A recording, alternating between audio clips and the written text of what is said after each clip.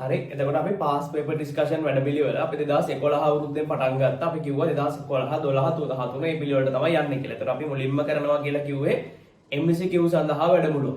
හරි එතකොට MCQ වැඩමුළුවේ 2011 පේපර් එකේ අපි ඉරිදා දවසේ කියන්නේ ඊයේ නෙමෙයි පෙරේදා මම අරුවාදනේ. හරි අපි ඉරිදා දවසේ කතා කරා මේ 2011 MCQ පේපර් එකේ පළවෙනි ප්‍රශ්න 29. අපි දැනට කරලා තියෙන සිද්ධාන්ත වලින් අපි ප්‍රශ්න 29ක් කතා කරා. MCQ ප්‍රශ්න 29ක් අපිට අද තියෙන්නේ 30 ඉඳන් ඉස්සරහට යන්න තමයි තියෙන්නේ. 30 වෙනි ප්‍රශ්න ඉඳන් ඉස්සරහට තමයි කරගෙන යන්න තියෙන්නේ. පැහැදිලිද? හරි එතකොට විභාගයට තව මාස 5යි තියෙන්නේ. තමන් මේ දවස්වල උපරිම මට්ටමේ වැඩ කරන ගමන් ඉන්නවා. හරි දැන් ප්‍රතිඵල නිකුත් වීමත් එක්ක ඒ දේවල් ගැන හිතන්නේ නැතුව මම හිතන්නේ මේ වෙලාවේදී හොඳම දේ තමයි තමන්ගේ 20 රිසල්ට් එක ගැන හිතන්නේ නැතුව සෙකන්ඩ් සයිට් වෙබ්සයිට් ළමයි 2021 රිසල්ට් එක හදාගන්න විදිය කොහොමද කියන එක ගැන කල්පනා කරලා නම් වඩා හොඳයි. ඒකට අනුගත වෙන්න තියෙන හොඳම ක්‍රමයක් තමයි මෙන්න මේ පාස් පේපර් ප්‍රෝග්‍රෑම් එක මේක කරනකොට තමන්ට තමන්ගේ දුර්වලතයන් ටික තේරෙනවා. තමන්ට පුළුවන් තැන් මොනවද කියලා තේරෙනවා. තමන් වැඩිපුර පාඩම් කරන්න මොනවද කියලා තේරෙනවා. හරි තමන්ගේ MCQ කරන වේගය හැදෙනවා. කෙටි ක්‍රම අල්ල ගන්න පුළුවන්. ඒක නිසා මේ ප්‍රෝග්‍රෑම් එකට වැඩි අවධානයක් දීලා වැඩ ටික කරගෙන ගියා නම් හරි. හරි. එතකොට අපි හරි මම මේ පේපර් එකේ දෙවෙනි කොටසෙන් අද වැඩි මේ අනම්මනම් කතා කරන්න යන්නේ නැහැ. හරි රිසල්ට් ගැන අපි වෙනම වීඩියෝ එකක් කතා කරනවා. හරි එතකොට අපි මේ මෙතනදී ගෙලින්ම පාඩමට ගිහිල්ලා පේපර් එකට ගිහිල්ලා පේපර් එකේ ප්‍රශ්න ටික සාකච්ඡා කරලා ඉවර කරගමු. හරි මොකද අපි මේක ඉවර කරගන්න ඕනේ. හරි එතකොට අපි ආපහු ක්ලාස් එක තියෙන දවස මම කියන්නම් ඔයගොල්ලොන්ට.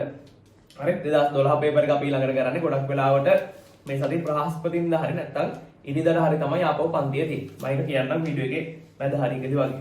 හරි. ඊට පස්සේ දැන් අපි බලනවා 30 වෙනි ප්‍රශ්නේ. මෙහෙම කියනවා. පෙන්වා ඇති පරිපථයේ බැටරි වලට නොගිනිය හැකි අභ්‍යන්තර ප්‍රතිරෝධ ඇත.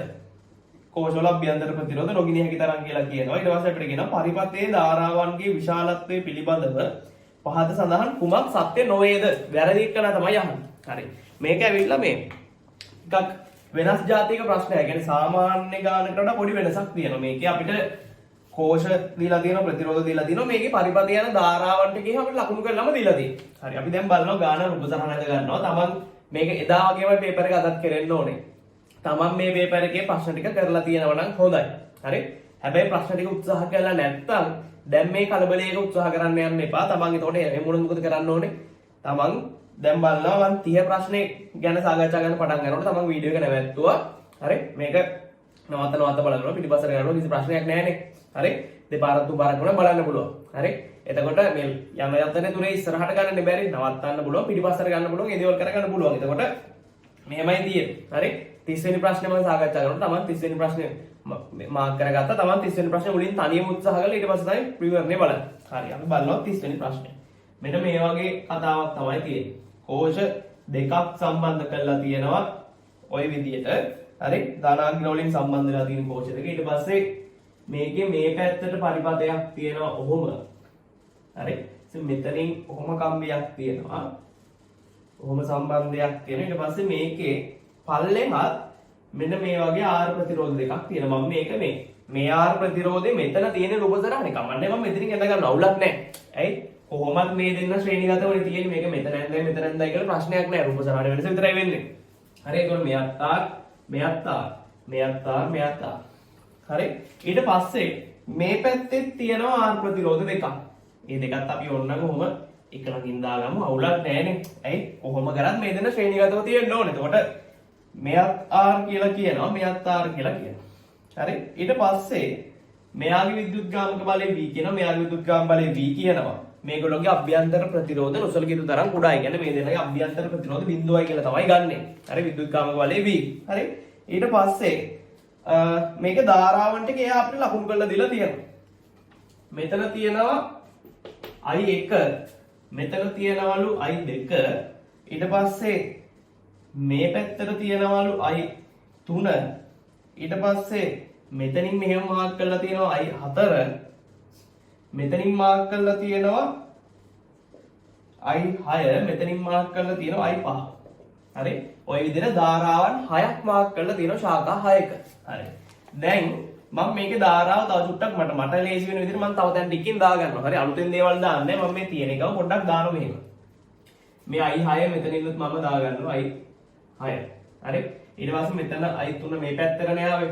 මෙතන i3 මෙතන i මෙතන i2 නේ. මෙතන i2. හරි.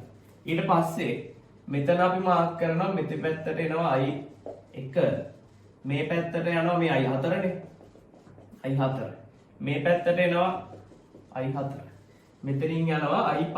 මම මේ රූප සටහනේ තියෙන ටිකම මට නිකන් හිතෙන දැන් ටිකකින් මම පොඩ්ඩක් දාගත්තා. පොඩ්ඩක් බලන්න. හරි.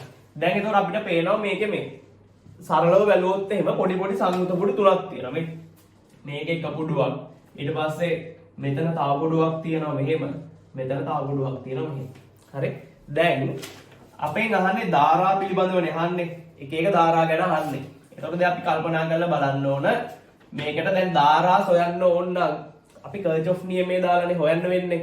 දැන් මේකේ ධාරා වෙන හොයාගන්න ක්‍රමයක් අපිට එකපාරට මීටර වෙන්නේ නැහැ නේ. එකපාරට මීටර වෙන්න අපිට හිතනවා කර්චොෆ් නියමයේ දාන්න. හරි. එතකොට අපි කර්චොෆ් නියමයේ දාන්න කල්පනා කරනවා. හරි. දැන් මේක මෙහෙමයි. දැන් ගානක් හදලා හොඳට පුරුදු කෙනෙක් ඉන්නවා නම් මේක දකින්නකොට තේරෙනවා මොකද්ද මේ සෙල්ලම කියලා. දකින්නකොට තේරෙනවා මොකද්ද මේ වෙන්න හදන්නේ කියලා. හරි. අපි මෙහෙම කල්පනා කරනවා. හරි. දැන් මේකේ මේ ධාරා පට්ට තොගයක් තියෙනවනේ. හරි. එතකොට මම මෙහෙම වැඩක් කරනවා. හරි. මම මුලින්ම කර්චොෆ් නියමය දානවා මෙන්න මේ පරිපථයට මේ චක්‍රීය දිශාවට. මොන පරිපථයටද? මෙන්න මේ කෑල්ලට මේ පරිපථයට දානවා මේ චක්‍රීය දිශාවට කර්චොෆ්ගේ නියමය. එතකොට මම දානවා සිග්මා E සමානයි සිග්මා IR. හරිද? සිග්මා E සමානයි සිග්මා IR මම දානවා කොයි පැත්තටද දාන්නේ මේ චක්‍රීය දිශාවට තමයි දාන්නේ. හරිද? දැන් ඔන්න මම නියමය දානවා. එතකොට සිග්මා E කියලා කියන්නේ විද්‍යුත්ගාමක බලයන්ගේ වීජයිත්‍ය. එතකොට මෙතන එක විද්‍යුත්ගාමක බලයක් තියෙනවා මේ පැත්තට. අපි යන්නේ මෙහෙමනේ. ඒතර එක්කෙනෙක් තියෙනවා මේ පැත්තට මෙයාගේ වී තියෙන්නේ මෙයාගේ වී තියෙන්නේ මේ පැත්තට. එතකොට මෙයා ධන වී මෙයා ඍණ වී සමානයි i4 වාරයක් r ධන r කියන්නේ 2i r. දැන් මේ කැලේ බිඳුව වෙනවනේ. එතකොට i4 කියන කෙනත් සමාන වෙනවා කාටද? බිඳුවට. හරි. ඒ කියන්නේ i4 කියන ධාරාව බිඳුව. ඒ කියන්නේ මේ පරිපථයේ මේ පැත්තේ ධාරාවයක් නැහැ. i4 බිඳුව. ඒ කියන්නේ i4 සමාන බිඳුව කියන එක හරි. කියන්නේ 4 වෙනි උත්තරේ හරි. හරි. i4 වෙනි උත්තරේ හරි. එතකොට දැන් මුලින්ම කර්චොෆ් නියමයේ මෙයාට දාලා අපි සොයාගත්තා i4 සමාන බිඳුවයි. හරි. දැන් මම මේ රූප සටහන පොඩි එඩිට් එකක් දානවා. හරිද? මම මේ කැලලත් මකනවා. හරි. දැන් තමයි ලියාගත්තනේ අපි i4 බිඳුව කියන එක දැන් සොයාගෙන ඉවරයි. හරි. දැන් i4 මම පොඩ්ඩකට මකනවා. දැන් i4 බිඳුවයි නේද මේකේ ධාරාවයක් නැහැ. i4 කියලා කෙනෙක් නැහැ මෙතන. හරිද? දැන් ඔහොම තමයි පරිපථය තියෙන්නේ. හරිද? දැන් ඔන්න වැඩේ හරි. දැන් ඕන්නම් මේ පරිපථයේ මේ කැලල නැහැ කියලා හිතන්න පුළුවන්. මේ පැත්තේ ධාරාවයක් නැහැ. මම ඔන්න මකලම දානවා. හරි? දැන් පරිපථයේ මෙහෙම කැලලක් නැහැ. i4 බිඳුවයිනේ. මේ පැත්ත තිබ්බට වැඩක් නැහැ. ප්‍රතිරෝධ තියෙන තියෙන ධාරාවයක් නැත්නම් ප්‍රතිරෝධ තිබිලා වැඩක් නැහැ නේ. මකලා දැන්. දැන් මෙතන ධාරාව මොකද වෙන්නේ? මේන ධාරාව මෙහෙට යන්නේ නැහැ දැන්. අපි ෂුවර් දන්න මේ පැත්ත ධාරාව බිඳුවයි. ඒ කියන්නේ නැහැනේ දැන්. මේන ධාරාව ඔක්කොම මේකෙන් යන්නේ. ඒ කියන්නේ i1 ධාරාව උහුම ඇවිල්ලා මෙතනින් යන ඔක්කොමට. ඒ කියන්නේ මේ i1 කියන කෙනා i6 කියන කෙනා සමානයි. i1 සමාන වෙනවා i6ට. හරි? ඊට පස්සේ මේ i3 කියන කෙනා i5 කියන කෙනාත් සමානයි. ඇයි? මේන ඔක්කොම ටික මේකෙන් යන i3යි i5යි සමානයි. අර බිඳුව නානේ. හරි. ඊට පස්සේ දැන් බලමු i3 සමානයි i5. හරි. i1 සමානයි i6. ඒකත් හරි. දැන් ඒතර ඔන්න අපිට දැන් ප්‍රකාශන කීපයක් අපි දැන් හදාගත්තා. ඒතර අපි දැන් 4 වෙනි එක හරි. ඊට පස්සේ 5 වෙනි එක හරි. ඊට පස්සේ 2 වෙනි එකත් හරි. i3යි i5යි සමානයි. ඒතර තව උත්තර දෙකක් අපිට බලන්න තියෙනවා. හරි. දැන් ඊට පස්සේ අපි කල්පනා කරලා බලමු මෙහෙම. හරි. දැන් කෙනෙක් කියන්න පුළුවන් මෙන්න මෙහෙම. කෙනෙක් තර්කයක් ගේන්න පුළුවන් මෙන්න මේ විදිහට. හරි. දැන් මේ සංයුත පුඩුව එයා තෝරගන්න. ලොකු සංයුත පුඩුව මෙයා තෝරගන්න. දැන් මේ සංයුත පුඩුව තෝරගත්තාම එයා තර්කයක් ගේන්න පුළුවන් ඒකෙත් සිග්මා e බිඳුවයි නේද කියලා. මේකෙත් සිග්මා e බිඳුවයි නේද කියලා. ඔව් සිග්මා e බිඳුවයි. හැබැයි කර්චොෆ් නියමය ඕනනම් දාලා බලන්න. මේකේ ධාරාවන් දෙක ලකුණු වෙලා තියෙන ප්‍රතිවිරුද්ධ දිශාවටනේ. එතකොට අපිට මේ ධාරා බිඳුවයි කියලා එන්නේ නැහැ. අපිට එන්නේ i1 සමානයි i3 කියලා. හරි ඕනනම් හදලා බලන්න. හරි. ඕනනම් දාමු මේ සම්පූර්ණ වටේට අපි කර්චොෆ් නියමය දාමු. මේ සම්පූර්ණ වටේට. හරි. සම්පූර්ණ වටේට අපි කර්චොෆ් නියමය දානවා. එතකොට අපිට එනවා මේ වටේට නිදාන්නේ. හරි. එතකොට අපිට එනවා සිග්මා E සමානයි. මේක හදන ගොඩක් ක්‍රම තියෙනවා. හරි. හිතෙන් හදන්න පුළුවන්. මම ඊට පස්සේ කියලා දෙන්න. සිග්මා E සමාන සිග්මා ER. එතකොට අපිට එනවා මේ පැත්තෙන් දානකොට මෙයා ධන v ඍණ v මේ පැත්ත බිඳුව වෙන කොහොමද? ඊට පස්සේ IR ගුණිතනේ මේ පැත්ත මේ චක්‍රයේ දිශාව සලකන්න. එතකොට මේ IR ගුණිත දෙක ධන. එතකොට I එක වාරයක් 2IR. ඊට පස්සේ මේ අපි යන්නේ මේ චක්‍රීය දිශාවට මෙයා තියෙන අනිත් පැත්තටනේ. එතකොට ඍණ 2i වාරයක් 2ir. එතකොට අපිට එනවා මේ කැලේ බිඳුවයිනේ. බිඳුව සමානයි 2i1r ඍණ 2i3r. හරි. එතකොට අපිට r දෙකට දෙක කැපෙලා අපිට එනවා i1 ඍණ i3 සමානයි බිඳුවයි i1 සමානයි i3. ඒ කියන්නේ උඩ ධාරාවයි යට ධාරාවයි සමානයි. ඒ කියන්නේ උත්තර අංක එකක් හරි. දැන් ඒතර අපි දන්නවා 1 හරි 2 හරි 4 හරි 5 හරි. කියන උත්තරේ කීයද? උත්තරේ අංක 3 වෙන්න ඕන. ඒ උත්තරේ අංක 3 මොකද්ද කියන්නේ? උත්තරේ අංක 3 කියන්නේ i2 සමානයි බිඳුවයි. හරි? මේක තනිකර වැරදි ප්‍රකාශනයක්. ඇයි? දැන් මෙහෙමනේ. මේන ධාරාව වෙනවා මෙතෙන්ට. මේන ධාරාව වෙනවා මෙතෙන්ට.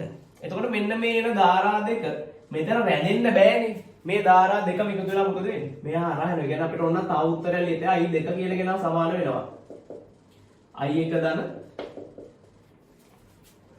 i1 ධන i1 නෙමෙයි මෙතන i6 ධන i5 මේ දෙන්න සමානයි. මේ විදිහට ඕනනම් ලියන්න පුළුවන්. මේන ධාරා දෙක එකතු තමයි මෙතනින් යන්නේ. පැහැදිලිද? හරි. ඒතකොට i2 බිඳුවක් වෙන්න විදියක් නෑ. i2ට අගයක් තියෙනවා. මේ පරිපතේ යන ධාරාවෙත් මේ පරිපතේ යන ධාරාවෙත් එකතුව තමයි මේ හරහා යන්නේ. පැහැදිලිද? පැහැදිලි? හරි. අපිට ඕන i1 මෙයාව සොයා ගන්න පුළුවන්. අපිට ඕන මේගොල්ලෝ කර්චොෆ් නියම දා. පැහැදිලිද? හරි. අවශ්‍ය නැහැ. අපි අහලා තියෙන්නේ වැරදි උත්තරේ තෝරන්න විතරනේ. ඔන්න අපි දැන් වැරදි උත්තරේ තෝරගන්න. හරි. ඊට පස්සේ ආයි 31 වෙනි ප්‍රශ්නෙත් අපිට තියෙන ධාරා විද්‍යුතේ ප්‍රශ්නයක්. දැන් තේරෙනවා ධාරා විද්‍යුතේ පාඩම ඇයිද මෙච්චර වැදගත් කියලා. දැන් අපි 29 වෙනි ප්‍රශ්න කරා එකක් ධාරා විද්‍යුතේ ගානක්. දැන් 30 කරා එකක් ධාරා විද්‍යුතේ ගානක්. 31 කරනවා එකක් ධාරා විද්‍යුතේ ගානක්. හරි. දැන් අපි බලනවා 31 ගාන සාමාන්‍යයෙන් අපිට වැඩි තාක්ෂණ කොටසක් නෙමෙයි. හරි? මේකේ තියෙන්නේ කෝෂ පිළිබඳ දැනීම ක්ෂමතාවය එහා ආසන්නයෙන් කියපු කොටසක්. හරි? දැන් කෝෂයක ගබඩා වෙලා තියෙන ශක්තිය ඒ වගේ පොඩි ගානක් තමයි මේකේ අහලා තියෙන්නේ. හරි. දැන් මෙන්න මෙහෙමයි කියන්නේ වැඩි. කෝෂ දෙකක් තියෙනවලු. විද්‍යුත්ගාමක බලය V වෙච්ච. හරි? විද්‍යුත්ගාමක බලය V වෙච්ච අභ්‍යන්තර නොගිනිය හැකි අභ්‍යන්තර ප්‍රතිරෝධ සහිත දෙන්නෙක් ඉන්නේ. විද්‍යුත්ගාමක බලය V වෙච්ච කෝෂ දෙකක් තියෙනවලු. මේ දෙන්නත් එක්ක ශ්‍රේණිගතව පරිපතය හයි කරලා තියෙනවා, යා කරලා තියෙනවා. කාවද? කැපිටල් R ප්‍රතිරෝධය. හරි? ඊට පස්සේ අපිට මෙන්න මෙහෙම කතාවක් කියන මේ වගේ ප්‍රශ්න ඉතාල වැදගත්. හරි? මේවා කාලයකට පාරක් අහන්නේ. ඒ නිසා හරියට තේරුම් ගන්න ඕනේ අහුවෙන වෙලාවට. හරි. මෙහෙම කියනවා. නොගිනිය හැකි අභ්‍යන්තර ප්‍රතිරෝධ සහිත ශ්‍රේණිගත ප්‍රතිරෝධ සම්බන්ධ බැටරි දෙක සම්බන්ධ කර ඇත. P නියත ශීඝ්‍රතාවයකින් R වූ භාර ප්‍රතිරෝධයකට T0 කාලයක් තිස්සේ ක්ෂමතාවය සැපීමේ හැකියාවක් ඇත. බැටරි දෙකෙන් එක බැටරියක් පමණක් R හරහා සම්බන්ධ කළහොත් ඒ. හරි. මෙහෙම කියන්නේ. මෙන්න මේ පරිපතයේ මෙන්න මේ කෝෂ දෙකට පුළුවන්ලු. හරි? මෙයා හයි කරාම ධාරාවක් යනවනේ. මේ කෝෂ දෙකට පුළුවන්ලු මෙන්න මෙයා හරහා P ක්ෂමතාවයෙන් T0 කාලයක් ශක්තිය දෙන්න. මොකද කාලයක් යනකොට බැටරි වහිනවනේ. හැබැයි යා මෙහෙම එකක් තියෙනවා. දැන් අපි දන්න දේ තමයි ප්‍රායෝගිකව. දැන් බල්බ් එකක් අපි කෝෂයකින් පත්තු කරලා තිබ්බහම දැන් බල්බ් එක පත්තු වෙලා තිබිලා එකම දීප්තියෙන් පත්තු වෙලා තිබිලා එකපාරට සුස් ගාලා නිවිල යනවද? නෑ. එහෙම වෙන්නේ නෑ. මොකද වෙන්නේ? බල්බ් බැටරිය බහිනකොට මොකද වෙන්නේ? බැටරිය එකපාරට බහැලා බිඳුව වෙන්නේ නෑනේ. සම්බන්ධ කරලා තිබ්බහම මුලින් ඉඳන් ටික කාලයක් යනකම් බල්බ් එක එකම දීප්තියෙන් දැල් වෙනවා. හරි? එකම දීප්තියෙන් දැල් වෙලා ටික වෙලාවක් යනකොට මොකද වෙන්නේ? දීප්තිය ටිකක් අඩු වෙනවා. තව ටික වෙලාවක් යනකොට තව ටිකක් අඩු. ඔය විදිහට එන්න අඩු වෙලා තමයි නිවිලා යන්නේ. හැබැයි මෙතනදී එහෙම කියන්නේ මෙතනදී කියන්නේ P නියත ශීඝ්‍රතාවයේ T0 කාලයක් ශක්තිය දෙන. ඊට පස්සේ එකපාරට ශක්තිය වෙන. කියන්නේ කෝෂයේ ශක්තිය තියෙනකන් එයා නියත ශීඝ්‍රතාවයෙන් ශක්තිය සපයන. කියන්නේ මෙයාගේ විද්‍යුත්ගාමක බලය නියතව තියෙනවා. හරි? විද්‍යුත්ගාමක බලය කාලයත් එක්ක අඩු වෙන්නේ නැහැ. හැබැයි ශක්තිය ඉවර වෙලා එකපාරට කෝෂය නැති වෙලා යනවා. කෝෂය නැති වෙලා යනවා කියන්නේ කෝෂ ශක්තිය ඉවර වෙලා යනවා. හරි? එතකොට අපිට කියනවා මෙහෙම. P නියත ශීඝ්‍රතාවයකින් R වූ භාර ප්‍රතිරෝධයකට T0 කාලයක් තිස්සේ ක්ෂමතාවයෙන් සැපීමේ හැකියාවක් ඇත. හරි. එතකොට මේ දෙන්නට පුළුවන් මෙයාට P නියත ශීඝ්‍රතාවයෙන් T0 කාලයක් ක්ෂමතාවය සපයන්න. හරි. එතකොට අපිට මෙන්න මෙහෙම ලියන්න පුළුවන්. හරි. දැන් අපි දන්නවානේ මෙන්න මෙහෙම සූත්‍රයක් P සමානයි VI කියලා සූත්‍රයක්. ඒතර මෙයාගේ දෙකලවරු විභවාන්තරය කීයද? මේක අපිට එක එක සූත්‍ර වලින් ගන්නවා. P සමානයි VI දාන්න පුළුවන්, I වර්ග R දාන්න පුළුවන්, V වර්ග බෙදීම R දාන්න පුළුවන්. අවුලක් නැහැ. හරි. මම පාවිච්චි කරන P සමානයි VI සූත්‍රය. එතකොට මෙයාගේ මෙතන යන ධාරාව I කියලා ගන්නවා. එතකොට 2V නේ හම්බෙන විභවාන්තරය. එතකොට 2V මෙයා I. එතකොට මට ලියත හැකි කො මේ ක්ෂමතාවේ P නේ. එතකොට මේ P කියන කෙනා සමාන වෙනවා 2VI ට. හරි. P කියන කෙනා සමාන වෙනවා 2VI ට. හරි. ඊට පස්සේ අපි මේක හයි කරනවලු එක කෝෂයක් එක්ක. මේ කෝෂ දෙක වලට අපි එක කෝෂයක් පාවිච්චි කරනවලු. එක කෝෂයේ මගින් මෙයා හරහා ධාරාවක් යනවා කියලා කියනවා. හරි. දැන් කෝෂ දෙකම තියෙනකොට ක්ෂමතාවය තමයි P කියලා කියන්නේ. දැන් එක කෝෂයක් දැම්මහම මෙතන විභවාන්තරය කීයද දැන් V. හරි. දැන් කෝෂ දෙකම තියෙනකොට මෙයාගේ ධාරාව I වෙනවලු. එහෙනම් එක කෝෂයක් තියෙනවා මෙයාගේ ධාරාව කීයද? අපි දන්නවා මේක ලියන්න අවශ්‍ය නැහැ. සිග්මා E සමානයි සිග්මා ER මේ MCU ගානක් නේ මෙච්චර ලියන්න ඕනේ නැහැ පියවර. හරි. ඒතර අපි දන්නවා විද්‍යුත්ගාමක බලයේ වල එකතු මේ විදිහට ගන්න. ඒතර පළවෙනි එකේ ලිව්වොත් එන්නේ මේ I ධාරාව අපිට එනවා I සමානයි 2V බෙදීම R. දෙවෙනි අවස්ථාව අපි ගත්තොත් එන්නේ මොකද්ද? ඒක I dash කියලා ගත්තා අපිට I dash සමානයි V බෙදීම R. හරි. නැත්තම් මෙයාට V සමානයි R දැම්මත් කමන්නේ නැහැ. 2V බෙදීම R I. මේකේ ඉන්නේ V බෙදීම R. ඒ කියන්නේ මේක I dash කියලා ගමු. I dash කියලා කියන්නේ දැන් පරිපතේ අලුත් පරිපතේ යන ධාරාව කලින් ධාරාවලින් භාගයක්. ඔක තේරෙම සාමාන්‍ය දැනීමක් කියලා ළමෙන්. සාමාන්‍ය දැනීමක් කියන්නේ ධාරා යුද්ධ කියලා. එතකොට I බෙදීම 2යි එන්නේ උතන. හරි. දැන් මෙයාට අපි දානවා P සමානයි VI. මෙයාට කියන්නේ මෙයාට. හරි. එතකොට අපිට එන්නේ මොකද්ද? මේක අපි ගන්නවා P dash කියලා. P dash සමානයි P සමානයි VI දානවා. මේකේ ක්ෂමතාව අපි ගන්නවා P dash කියලා. P dash සමානයි මේක 2V නෙමෙයි දැන් V වැඩි කරන්න ඕනේ I බෙදීම 2. එතකොට අපිට එන්නේ P dash සමානයි VI බෙදීම 2. හරි. එතකොට කලින් ක්ෂමතාවේ 2VI දැන් ක්ෂමතාවේ VI බෙදීම 2යි.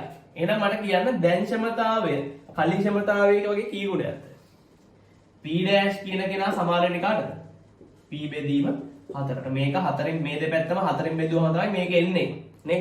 එහෙනම් P dash සමාන වෙන්නේ P බෙදීම 4ට. කියන්නේ ක්ෂමතාවය 4 ගුණයකින් අඩු වෙලා තියෙනවා. හරි. එහෙනම් P dash සමානයි P බෙදීම 4යි. එහෙනම් අපිට උත්තරේ එන්න පුළුවන්. උත්තරේ අංක 4 හෝ 5 විතරයි. 1 2 3 නිකම්ම අයින් වෙලා යනවා මේ. ක්ෂමතාවය පැත්තෙන් හිතුවාම ඊට පස්සේ අපි බලන්න ඕනේ කාලය. හරි කාලය.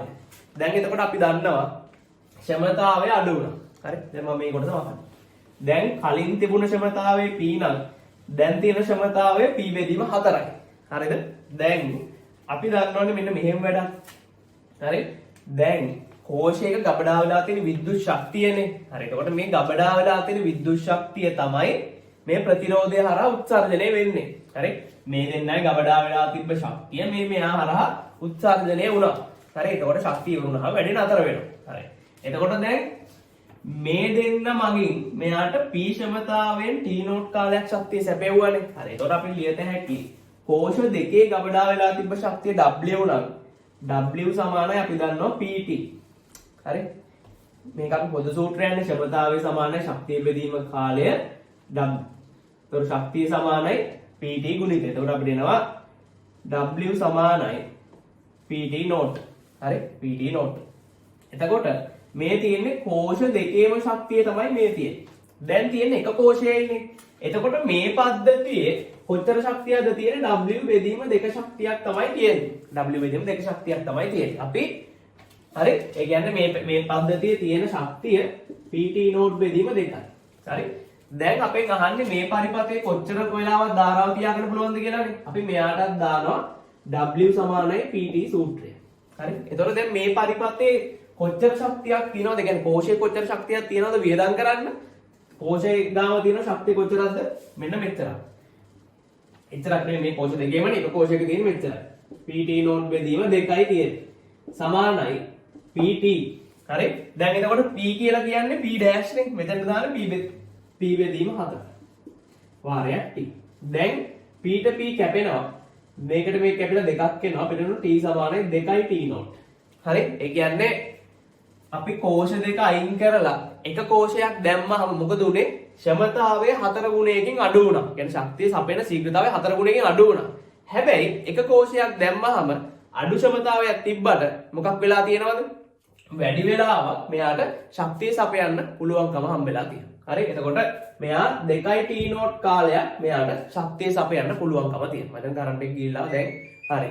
එතකොට මෙයාට මේ 2t නෝට් කාලයක් ශක්තිය සපයන්න පුළුවන්. ආයිත් කියන්නම් කෝෂ දෙක තියෙනකොට මොකද උනේ? කෝෂ දෙකක් තියෙන කෝෂ දෙකම තියෙනකොට මෙයාට p ශීඝ්‍රතාවයේ t නෝට් කාලයක් ශක්තිය සැපෙවුවා. හරි? ඊට පස්සේ මෙතන එක කෝෂයක් දැම්මහම ශක්තිය සපයන ශීඝ්‍රතාවය 4 ගුණයකින් අඩු වුණා. හැබැයි ශක්තිය සපයන්න පුළුවන් කාලය 2 ගුණයකින් වැඩි වුණා. නැත්නම් 2 ගුණයක් වුණා. පැහැදිලිද? හරි. ඊට පස්සේ එන උත්තරේ එන්නේ මොකද්ද? උත්තරේ අංක 5 එන්න ඕන. හරි. දැන් බලන්න මෙන්න මේ 32 ගාන. 32 ගාන. දැන් බලන්න ඒකත් ධාරා විදුලිතේ ගාන. හරි? ඒකත් ධාරා විදුලිතේ ගාන. ධාරා විදුලිතේ කියලා කියන්නේ අපිට සිලබස් එකේ තියෙන වැදගත්ම පාඩම් වලින් එකක්. හරි? මේ ඉලෙක්ට්‍රොනික පාඩමට සම්බන්ධයි, චුම්බක ශේෂ්ත්‍ර පාඩමට සම්බන්ධයි. හරි? මේකේ පටන් ගන්න කොහෙන්ද විද්‍යුතේ කොටස? ස්ථිති විද්‍යුත් ශේෂ්ත්‍ර පාඩම. එතන ඉඳන් මේ ඉන ගමන තමයි අපි මේ ඉස්සරහට ආවේ මොනවද? ස්ථිති විද්‍යුතේ කරා ඊට පස්සේ අපි මේ ධාරා විද්‍යුතේ පාඩම කරනවා, ඊට පස්සේ අපි ඉලෙක්ට්‍රොනික පාඩම කරනවා, ඊට පස්සේ අපි චුම්බක ශේෂ්ත්‍ර පාඩම කරනවා, නැත්නම් විද්‍යුත් චුම්බකත්වයේ පාඩම කරනවා. එතකොට ඔන්න ඔය විදිහට මේ විද්‍යුතේ කියන පාර්ට් එක සිලබස් එකේ ප්‍රධාන කොටසක්. හරි. ඊට පස්සේ අපි බලනවා 32 ගාන. 32 ගානේ තියෙන විභවමානයේ ගාන. හරි? මම රූප සටහන අඳින්නම්. තමන් එතකන් උත්සාහ කරේ නැත්නම් උත්සාහ කරන්න පුළුවන්. හරි. එතකොට මෙන්න අපි ගාව තියෙනවා විභවමානයක් මේ විදිහට. හරි? විභවමානයක් තියෙනවා. මේකේ V0 මේ විද්‍යුත්ගාමක බලයක් තියෙන විභවමාන කෝෂයක් සෙට් කරලා තියෙනවා. ඊට පස්සේ මේකේ පල්ලෙහා මේකට සෙට් කරලා තියෙනවා තව පරිපථයක්. හරි? කෝෂයක් විතරක් නෙමෙයි කෝෂයත් එක්ක තව පරිපථයක් සෙට් කරලා තියෙනවා. මෙතන තියෙනවා R කියලා විචල්්‍ය ප්‍රතිරෝධයක්. මෙතන තියෙනවා R0 කියලා ප්‍රතිරෝධයක්. ඊට පස්සේ මෙතන තියෙනවා ගැල්වනෝමීටරයක්. අපි සාමාන්‍යයෙන් මැද බිඳුව ගැල්වනෝමීටරයක් ගන්නෙ. ඊට පස්සේ මෙතන තියලා මේව සම්තුලන දිගක් මෙහා I කියලා දාලා තියෙනවා. මෙතන සම්තුලන දිග සිම්පල් L කියලා දාලා තියෙනවා. හරි. දැන් අපිට ප්‍රස්ථාරයක් දීලා තියෙනවා මෙන්න මේ වගේ අගයන් තියෙන R1L. හරි? සමහරවල් වයින්ට මේ ධාරා විද්‍යුතය හරි මොනවා හරි ගානකින් මේ ප්‍රස්ථාරයක් දුන්නාම හරි කැමති නැහැ. අමාරුයි කියලා හිතන්නේ. හැබැයි එහෙම නැහැ. ප්‍රස්ථාර සාමාන්‍යයෙන් අමාරුයි. හැබැයි මේ ෆිසික්ස් MCQ කියන ප්‍රස්ථාර හරි ලේසි. හරි? හරි ලේසි. අපිට මේ කම්බයින් වලදී වගේ මේ අනුකල්ය අවකලනය කරලා මේ ප්‍රස්ථාරේ හැඩය අපෝහණය කරන්න මෙතන උපරිමයක් මෙතන අවමයක් වර්ග තියෙන සමීකරණ ඕවා ඕනේ අපිට. පොඩි දේවල් ටිකක් විතර බලමු දැන් මේක බලන්න කොහොමද කියලා. හරි. අපිට කියනවා මෙහෙම. අපිට කියන්නේ R සමග L. මේ R එක්ක L ගේ වෙනස් වීම. හරි? එතකොට මෙහෙමයි. අපිට මේ R එක්ක මේ L ගේ වෙනස් වීමට අපි මෙහෙම කරන්න ඕනේ. අපි දැන් සාමාන්‍යයෙන් හිතන දේ මොකද්ද? විචලන දෙකත් එක්කහම මෙයා x අක්ෂයටත් මෙයා y අක්ෂයටත් වෙන විදිහට අපිට හිතෙනවානේ මේක සමීකරණයක් ගොඩනගන්න ඕන කියලා. එහෙම අත්‍යවශ්‍යම නෑ. හරි? එහෙම අවශ්‍ය වෙන්නේ අපි ප්‍රැක්ටිකල් එකක් කරාම නම් ඕනේ. හැබැයි මේ වගේ තැනකදී එහෙම ඕනේ නැති වෙන්න පුළුවන්. අපි බලමු කොහොමද කරන්න කියලා. හරි. අපි බලනවා මෙහෙම. හරි. දැන් ප්‍රස්ථාර ටික දිහාත් බලන්න. ටිකක් අමුතු විදිහේ ප්‍රස්ථාර සෙට් එකක් තියෙනවා. හරි.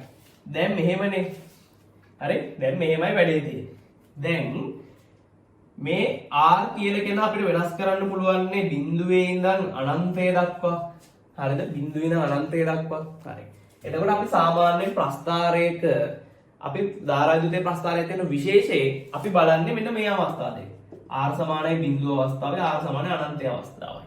හරි? සාමාන්‍යයෙන් අපිට ගානක අනන්තය අවස්ථාව ගන්න බැරි වුණාට මේ ධාරාවිද්‍යුතේ අනන්තය අවස්ථාව සාමාන්‍යයෙන් ගන්න පුළුවන්. ඇයි? ප්‍රතිරෝධයක් අනන්තය කියලා කියන්නේ මොකද්ද? එතන ශාඛාව බිඳලා දිනවා. එතන වයර් එක කපලා දිනවා කියන අදහසක් තමයි තියෙන්නේ. හරි. දැන් අපි බලනවා ගාන දිහා. හරි.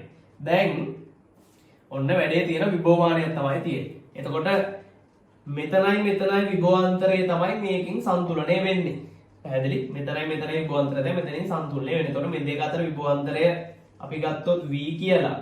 මෙයාගේ විභව අනුක්‍රමණය k නම් අපිට ලියන්න පුළුවන් v සමානයි k වාරයක් සන්තුලන දිග. k. හරි. ඒ කියන්නේ අපි මෙතන සන්තුලනය කරන විභවාන්තරය වැඩි වෙනකොට මෙතන සන්තුලනය කරන විභවාන්තරය වැඩි වෙන්න මේ L දිග මොකද වෙන්නේ? වැඩි වෙන්න ඕන. L දිග වැඩි වෙන්න ඕන. ඕක තේරුම් ගත්තා නම් ඇති. ඕක තේරෙනවනේ සාමාන්‍ය විභවමාන පිළිබඳ සාමාන්‍ය දැනීමක් තිබ්බා. හරි. මෙතන මෙතන තියෙන විභවාන්තරය තමයි මෙතනින් සම්තුල්‍ය වෙන්නේ. කියන්නේ මෙතන විභවාන්තරය මෙතන විභවාන්තරයයි සමාන කරන එක තමයි. නැත්තම් මේකට සමාන විභවාන්තරයක් මේකෙන් හොයාගන්න එක තමයි අපි විභවමානයකදී කරන්නේ. එතකොට මේ විභවාන්තරේ v නම් අපිට ලියන්න පුළුවන් මේක සම්තුලනය කරාට පස්සේ එන සම්තුලන දෙක l නම් v සමානයි kl කියලා. හරි v සමානයි kl කියලා අපිට ලියන්න පුළුවන්. එතකොට v වැඩි වෙනකොට l වැඩි වෙනවා. හරි. දැන් අපි බලනවා r සමානයි බිඳුව අවස්ථාවයි r සමානයි අනන්තය අවස්ථාවයි මේකට ආදේශ කරනවා. r සමානයි බිඳුව කියලා කියන්නේ මොකද්ද? r සමානයි බිඳුව කියලා කියන ළමයි මෙතන සන්නායක කම්බියක් තියෙන්නේ. ප්‍රතිරෝධයක් නැහැ. ඒතර r සමානයි බිඳුව වුණාම ඕම් පරිපථයක් තමයි තියෙන්නේ. එතකොට මේ වෙලාවේදී මේ පරිපථයේ ඕම I ධාරාවක් යනවා. හරි මේ පරිපථයේ ෂුවර් එකටම I ධාරාවක් යනවා. එතකොට එක කෝෂයයි තියෙන්නේ. මෙයාගෙන් I ධාරාවක් යනවා නම් මේ දෙකලම විභවාන්තරය කියන්නේ V සමානයි E ඍණ IR. හරි V සමානයි E ඍණ IR. ඒ කියන්නේ තමන්ගේ විද්‍යුත්ගාමක බලයට වඩා අඩු විභවාන්තරයක් තමයි දෙකලවට ලැබෙන්නේ.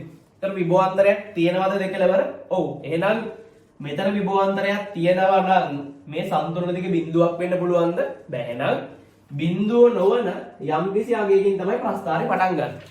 ඒතර බිඳුවෙන් පටන් ගන්න එක වැරදි. ඒ කියන්නේ තුන්වෙනි උත්තරේ වැරදි. හරි තුන්වෙනි උත්තරේ වැරදි. ඊට පස්සේ අපි r ට අනන්තය දාමු. අනන්තය කියලා කියන්නේ මොකද්ද? මෙයා බිඳුව කර. මෙතන වයර් එක කපනවා. බිඳුව කරන්නේ කපනවා. හරි. දැන් මෙතන සම්බන්ධය කැපුවා. හරි. සම්බන්ධය කැපුවා. හරි. දැන් සම්බන්ධය කැපුවාම මේ පරිපථයේ ධාරාව යන විදියක් නැහැ. ඒතර ඇත්තටම ගියොත් මේ කෑල්ල වැඩක් නැහැ මේ පරිපථයේ. මෙතනින් පල්ලෙහා කෑල්ල වැඩක් නැහැ. හරි. අර උසුන්නාව කැඩිලා පල්ලෙහා වැඩ කරන්නේ නැහැ වගේ තමයි. මෙතනින් ධාරාව යන කියන්නේ මේ පල්ලෙහා කෑල්ල වැඩක් නැහැ. තේරුමක් නැහැ. ධාරාව යන්නේ නැහැ නේ. හරි. එතකොට මෙතනත් ධාරාවක් යන්නේ නැහැ. එතකොට කෙලින්ම කෝෂයක් කරා ධාරාව යන්නේ නැත්තම් එයාගේ දෙකලවර විභවාන්තරය එයාගේ විද්‍යුත්ගාමක බලයට සමානයි. එතකොට දෙවෙනි අවස්ථාවේදී මෙයාගේ විද්‍යුත්ගාමක බලය එයාගේ විභවාන්තරයට සමාන වෙනවා. ඒ කියන්නේ මේ වෙලාවේදී විද්‍යුත්ගාම බලයට විභවාන්තරය අඩුයි. දැන් විද්‍යුත්ගාම බලයේ විභවාන්තරය සමානයි. කියන අනන්තයට යනකොට මොකද වෙන්නේ? අනන්තයට යනකොට අනන්තය මෙතන වාක් කරන්න බෑ. අනන්ත අර ඉඳි කරලා දෙනවද බෑනේ. අනන්තයට යනකොට විද්‍යුත්ගාමක බලය මොකද වෙන්නේ? ළඟා වෙනවා කාටද? අනන්තයට යන විද්‍යුත්ගාම බලනේ. මෙයා වැඩි වෙලා අනන්තයට යනකොට මේ විභවාන්තරය වැඩි වෙලා E කරා ළඟා වෙනවා. එතකොට E කරා ළඟා වෙනවා කියලා කියන්නේ මේ විභවාන්තරයට වඩා මෙයා වැඩිනේ. මේක V' කියලා ගමු. V ට වඩා V' වැඩිනේ. එතකොට මොකද වෙන්න ඕනේ? සම්තුලන දිගත් එන්න වැඩි වෙන්න ඕනේ. කියන අනන්තයේදී සම්තුලන දිග ඔය වගේ ආගයකට එන්න ඕනේ. කියන්නේ ඕනෝම වැඩි වෙන්නයි ඕනේ. හරි? එතකොට පළවෙනි එක තමයි උත්තරේ විදිහට ගන්න වෙන්නේ. දෙවෙනි එක ගන්න තුන්වෙනි එක අයින් කරානේ. දෙවෙනි එක ගන්න බෑ කියලා අපිට ෂෝර් තේරෙනවා. අනන්තයට යනකොට බිඳුවට වඩා වැඩි එකක් එන්න ඕනේ. හරි? ඒ කියන්නේ මෙතෙන්ට යනකොට වැඩි එකක් එන්න ඕනේ. ඊට පස්සේ තුන්වෙනි අපි දෙක අයින් කරා. තුන වැඩක් නැහැ. හතර කියන්නේ මොකද්ද? බිඳුවේ තියෙනාගේමයි දිගටම තියෙන්නේ. වැරදීනේ. එකත් හරියන්නේ නැහැ. පස්වෙනි එකත් හරියන්නේ නැහැ. උත්තරයක් කීයද? උත්තරයක් එක. දැන් මේකට මහා ලොකු දේවල් ටිකක් ඕන වුණාද? ඕනේ නැහැ. ඔය මම කියපුවත් වැඩි සමහරක් වෙන්න. සමහරක් කෙනෙක්ට ඊට වඩා සරල විතර ගන්නත් පුළුවන්. හරි. ඊට පස්සේ 33 අපිට බෑ තාම. ඉලෙක්ට්‍රොනික නේ. ඊට පස්සේ 34 බෑ, 35 බෑ. අපිට 36 වෙනි ගන්න පුළුවන්. 36 වෙනි ගන්න පුළුවන්. දැන් බලන්න 36 වෙනි ගන්න. කම්මැලි වෙන්නේ නැහැ. හරි. Tamanට තේරුනේ නැත්තම් අපි හිතමු දැන් තාම විභවමානේ තමන් කරලා නැහැ කියලා ඉගෙනගෙන නැහැ කියලා. එහෙම වුණා කියලා මේක නොබල ඉන්න එපා. මේක බලලා යම් කිසි දේවල්ට ඉගෙන ගන්න. හරි. ඊට පස්සේ ගාන පොඩ්ඩක් ඕනනම් ලියා ගන්න. හරි. ඊට පස්සේ තමන් කවදා විභවමානේ කරනකොට මේ දේවල් එතන ඒකත් එක්ක රිපීට් වෙනකොට තමන්ට මේ ටික නියමෙටම ඔලුවට යනවා. හරි. නියමෙටම ඔලුවට යනවා. රිවිෂන් එකේ මේක කරලා දෙන්න. ඊට පස්සේ අපිට කියනවා 36 වෙනි ගානේ මෙන්න මේ වගේ කතාවක්. දැන් අපි යනවා යාන්ත්‍ර විද්‍යාව පාඩමට ආපහු. හරි. මුල හරි යාන්ත්‍ර විද්‍යාව තිබුණා. ඊට පස්සේ දැන් ආයෙත් එනවා යාන්ත්‍ර විද්‍යාව පාඩම. යාන්ත්‍ර ප්‍රශ්න කීපයක් තියෙනවා. හරි. මෙන්න වැඩි. තුනේ තැටියක හරි. තුනේ තැටියකට එහි O කේන්ද්‍රය හරහා තලයට ලම්බකව ගමන් කරන අක්ෂයක් වඩා භ්‍රමණය වීම නිදහස. මේ වගේ තුනී තැටියක් තියෙනවලු. මේකේ කේන්ද්‍රය O'ලු. හරි. මේකේ මෙයාට මෙන්න මේ O හරහා යන අක්ෂයක් වටා. ඒ කියන්නේ මෙන්න මේ වගේ. මේ පෑන තියෙන්නේ. මෙන්න මේ වගේ අක්ෂයක් වටා භ්‍රමණය වීමේ නිදහස තියෙනවා. ඒ කියන්නේ මෙයා විවර්තනය කරලා තියෙන්නේ මෙතනින්. කරගෙන පුළුවන් මෙයාට මේක වගේ. හරි? ඊට පස්සේ මෙම තැටිය මත රූපයේ පෙන්වා ඇති පරිදි සමාන විශාලත්වයෙන් යුතු ඒකතල බල පහක්. ඒකතල බල පහක් ක්‍රියා කරනවා. හරි නිකන් මම දල වශයෙන් අඳින්නම් හරි දැන් පේපර් එකේම කරන ඉතින් හොඳම වැඩේ පහ තියෙනවා මේ පැත්තට F සමාන බල මේවා ඊට වඩා ඒක තල කියලා කියනවා. ඒක තල කියලා කියන්නේ දැන් මේ බලයේ ක්‍රියා රේඛාව තියෙන්නේ මේ තලයේනේ. දැන් මේ එක කියන එක කරා තියෙන්නේ මේ වගේ තැනක ඉන්නේ. හරි? මෙයාගේ ක්‍රියා රේඛාවක් තියෙන්නේ එකම තලයේ. ඒ කියන්නේ මේ බෝඩ් මේ ඇඳලා තියෙන විදිහටම තියෙනවා. හරි? ඒ කියන්නේ එක්කෙනෙක් මෙහෙම තිබිලා අනිත් එක්කෙනා මෙහෙම තියෙන්න බෑ. ඒක තල බල නෙමෙයි. ඊට පස්සේ දෙවෙනි එක තියෙනවා මෙන්න මේ විදිහට වගේ ටිකක්. දෙවෙනි පොයින්ට් එක ඊට පස්සේ තුන්වෙනිය තියෙනවා මේ විදිහට. ඕම F එක. ඊට පස්සේ හතරවෙනිය තියෙන්නේ මේ හරියෙන් ඔන්න ඔය වගේ. F. හරි? එතකොට 1 2 3 1 2 කවුද තුන්වෙනි? මෙයා තුන 3 4 5. ඔය විදිහට මේකේ ඒක තල බල පහක් තියෙනවා. ඊට පස්සේ අපිට ප්‍රකාශන පහක් දීලා ප්‍රකාශන තුනක් දීලා තියෙනවා. හරි මොනවද වැරදි මොනවද කියලා යන්න. හරි. අපෙන් අහන්නේ ව්‍යාවර්ත ගැන අහන්නේ. හරි. උපරිම ව්‍යාවර්තයක් ඇති කරනු ලබන්නේ දෙක බලය මගින්. දැන් මෙහෙමනේ ව්‍යාවර්තය කියලා මෙතන ගූර්ණයට අදහස් වෙන්නේ. ඒතර අපි දන්නවා ගූර්ණයේ G නම් G සමාන FD. ඒතර මෙතන F කියලා කියන්නේ බලය, D කියලා කියන්නේ බලයට දෙන ලම්බක දුර. එතකොට හැමෝගෙම මේ බලයේ විශාලත්වය සමානයිනේ. එහෙනම් වැඩිම ව්‍යාවර්තයක් දෙන්නේ මොන කෙනාද?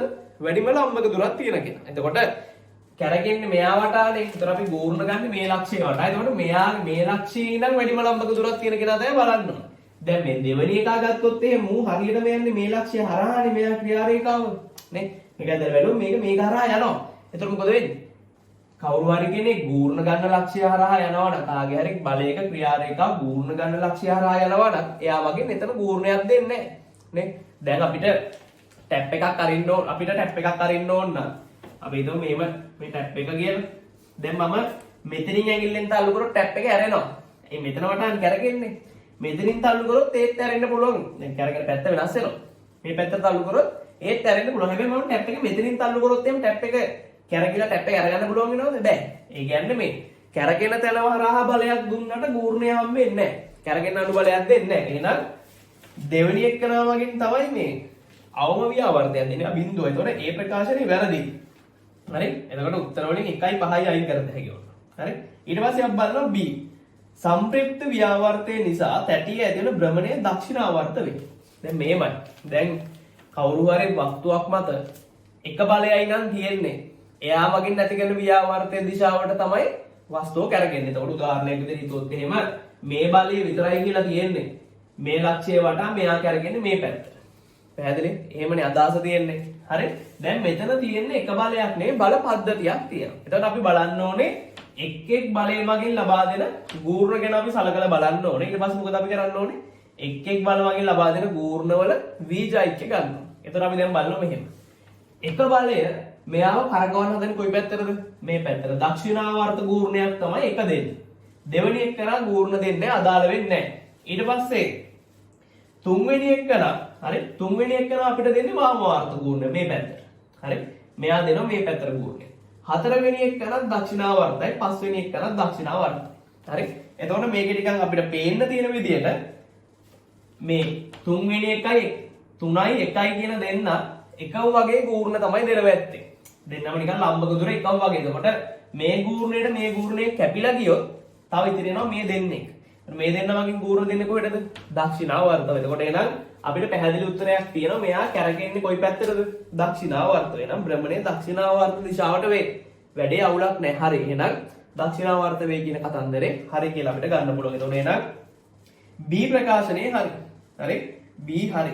ඊට පස්සේ බලනවා C. බලයන්ගේ විශාලත්වය දෙගුණ කළ විට සම්ප්‍රයුක්ත ව්‍යාවර්තය දෙගුණ වේ. බල ඔක්කොම අපි දෙගුණ කරාම ව්‍යාවර්තයක් දෙගුණ වෙනවා. ඒක හරිද? ඒක හරි ඇත්තනේ. හරි? දැන් මම නිකන් උදාහරණයක් විදිහට නිකන් වීඩියෝට වගේ ලියන්නම්. මෙහෙම මෙයා මගෙන් අපි ගමු නිකන් මේවට තියෙන දුරවල් D1 දැන් මෙයාට නෑනේ D3 ඊට පස්සේ මේකේ ලම්බක දුර අපි ගත්තොත් D4 මේක D5 කියලා. දැන් සැකයි වගේ නම් ලියලා බලන්න ඉතින්. හරි සැක නෑ ඉතින් මේක අපි දන්නවා. සිග්මා G සමාන ඒතර අපි දෙනවා සිග්මා FD නේ. ඒතර සිග්මා G සම්ප්‍රයුක්ත ගුණය සමානයි මෙයා මේ පැත්තට. එතකොට අපි ලියනවා FD එක.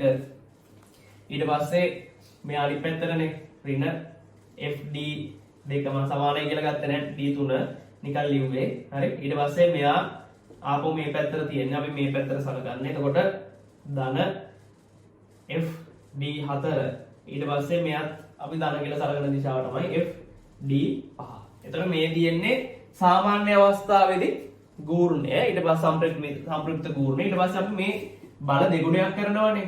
බල දෙගුණයක් කරාම අපිට මේක ඩෑෂ් කියලා සමානයි මේ ඔක්කොම දෙගුණයක් කියලා. එතකොට 2FD1 ඍණ 2FD3 ධන 2FD4. මේ F කියන ඒවා 2F කරන එක තමයි කරන්න ඕනේ. 2FD5.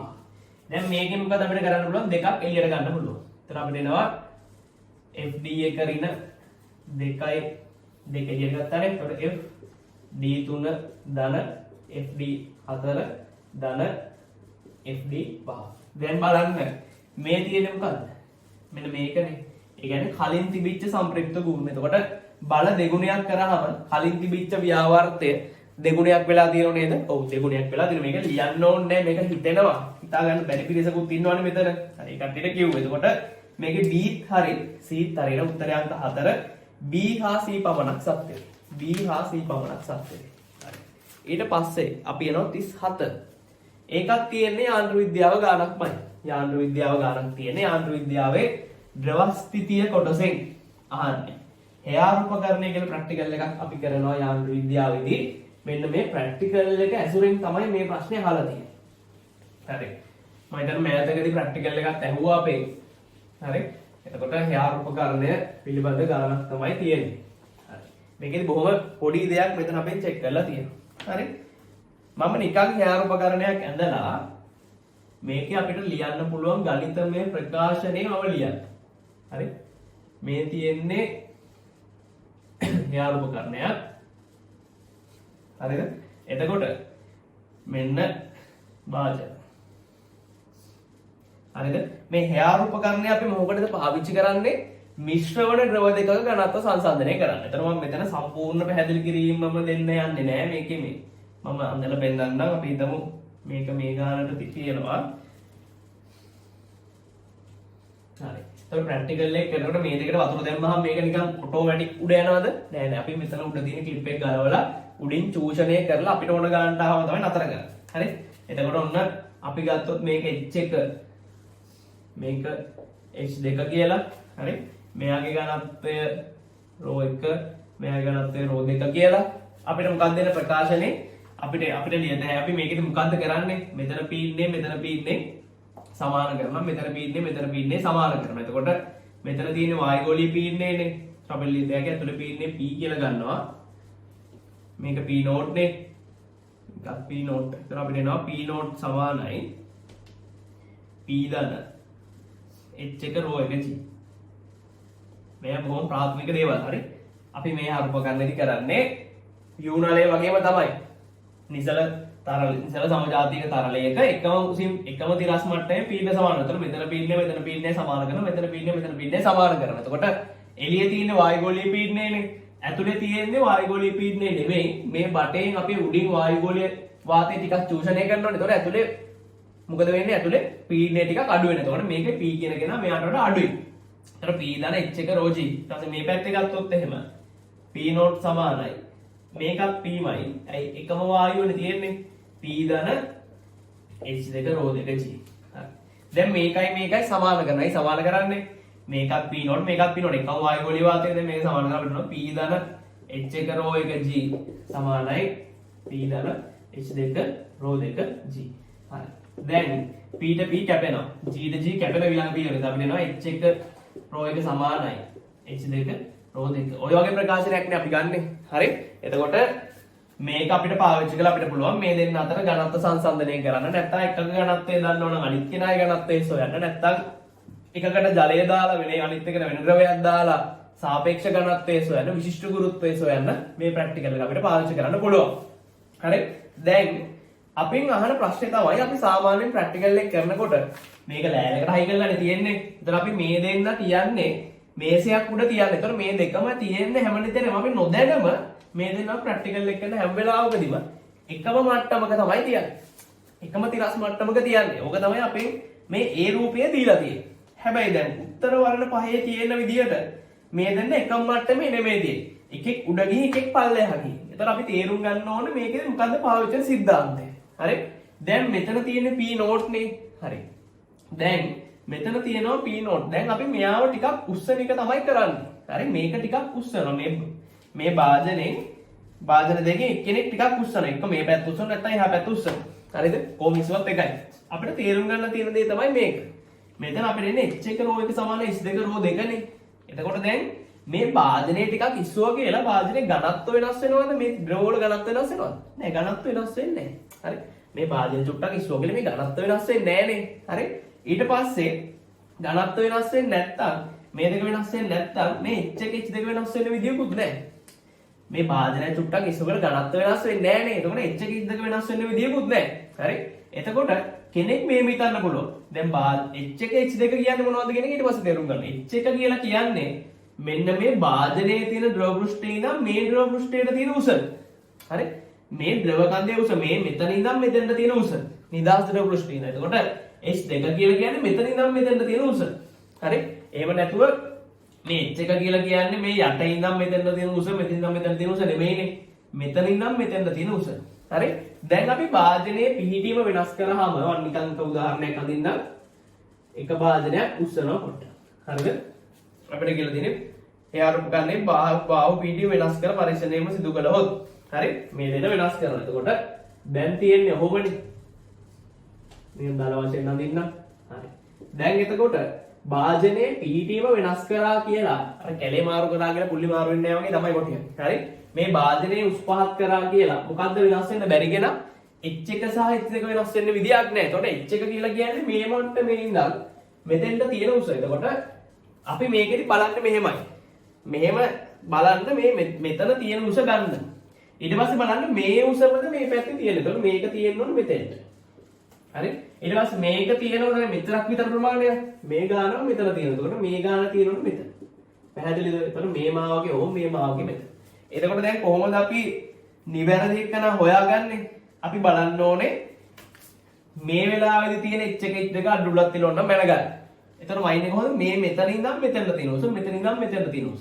ඊට පස්සේ බලන්න දීලා තියෙන රූපසටහන් වල මෙන්න මේ මෙතන ඉඳන් මේ උස ආයි බලන්න මේ ඉඳන් මේ උස ආයි බලන්න කාගෙද මේ දෙකම සමාන වෙන්නේ කියලා. අන්න ඒක තමයි උත්තරේ. පැහැදිලිද? හරි. එතකොට Tamanට ගැළපෙන උත්තරේ දැන් මේක මට පේපර් එකේ මැරෙන්න ඉන්න වෙලාවක් නෑ. ඒක බලලා උත්තරේ ගන්න. හරි. බොහොම ලේසි. දැන් තීරිය තේරුණානේ. මෙතන ඉඳන් උස තමයි වෙනස් වෙන්නේ නැත්තේ. මේ උසමයි මෙතනක් තියෙන්න ඕන. මේ උසමයි මෙතනක් තියෙන්න ඕන. මේ දෙක සමානද කියලා බැලුවා නම් උත්තරේ සොයාගන්න පුළුවන්. බොහොම ලේසියෙන් අමාරු ප්‍රශ්නයක් නෙමෙයි. ඊට පස්සේ 38 වෙනි ප්‍රශ්නේ. 38. හරි. බලන්න 38 පුළුවන්ද කියලා. හරි. 38.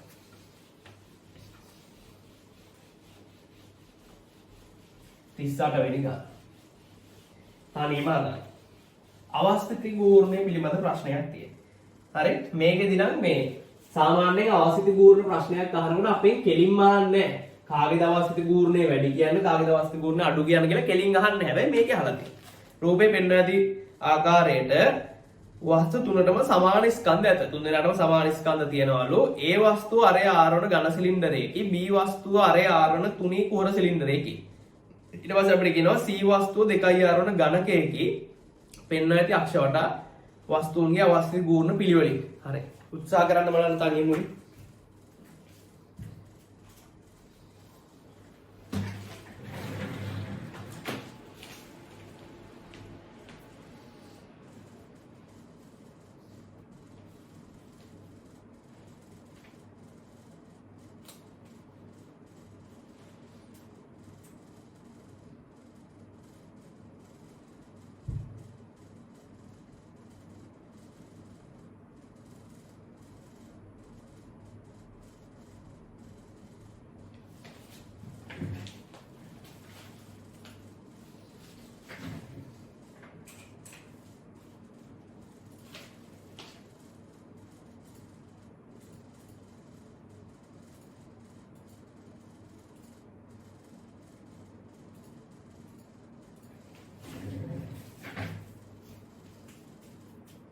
මම හිතන්නේ දැන් හරි.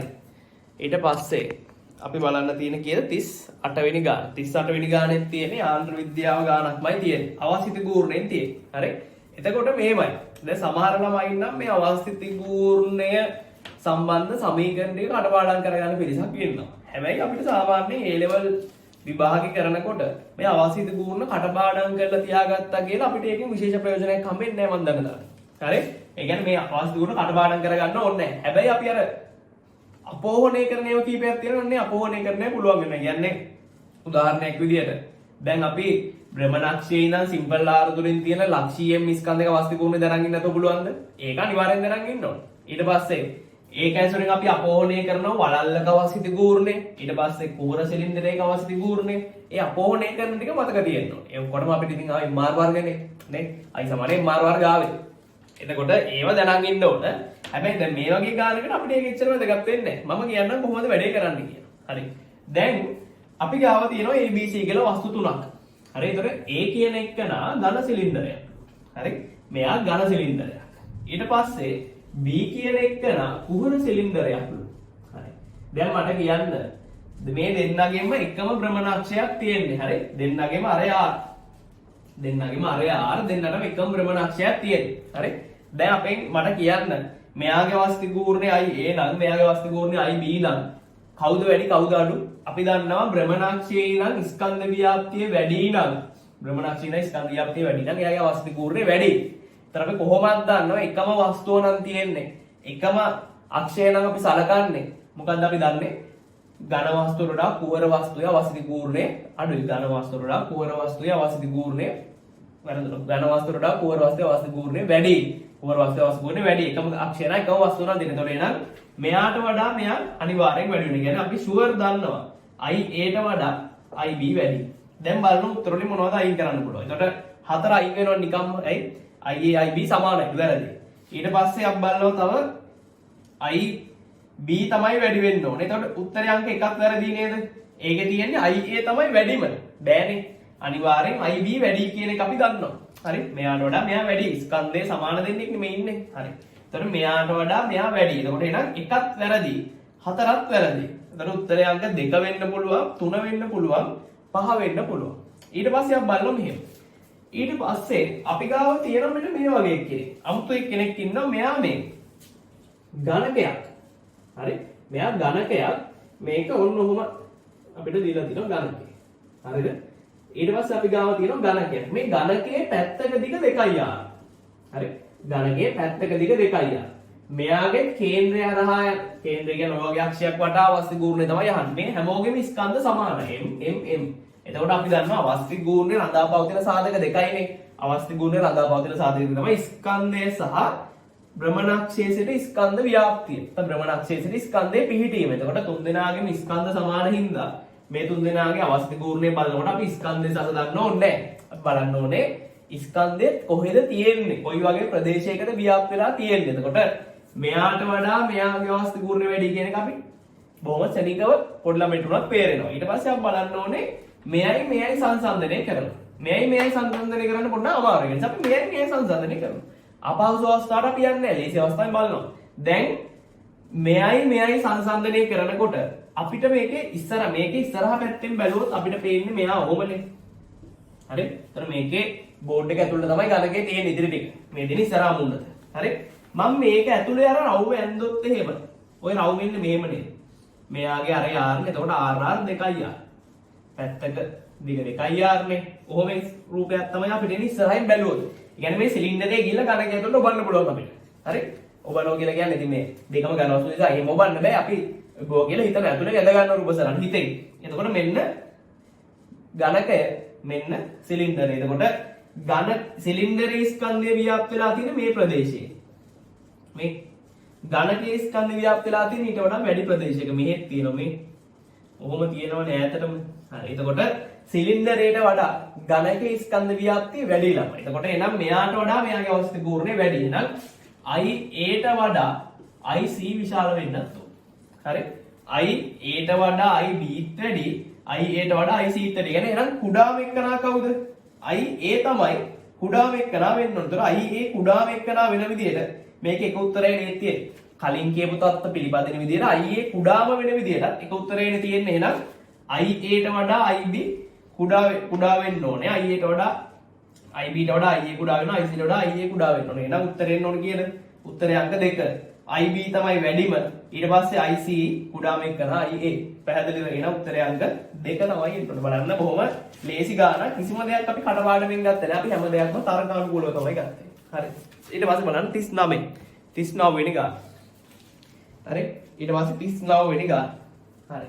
අපි දැන් බලනවා 39 යාන්ත්‍ර විද්‍යාව ගානක් තියෙන්නේ. මේකේ අපෙන් අහන්නේ වැරදි එක්කනා තමයි අහන්නේ. වැරදි එක්කනා අහන්නේ.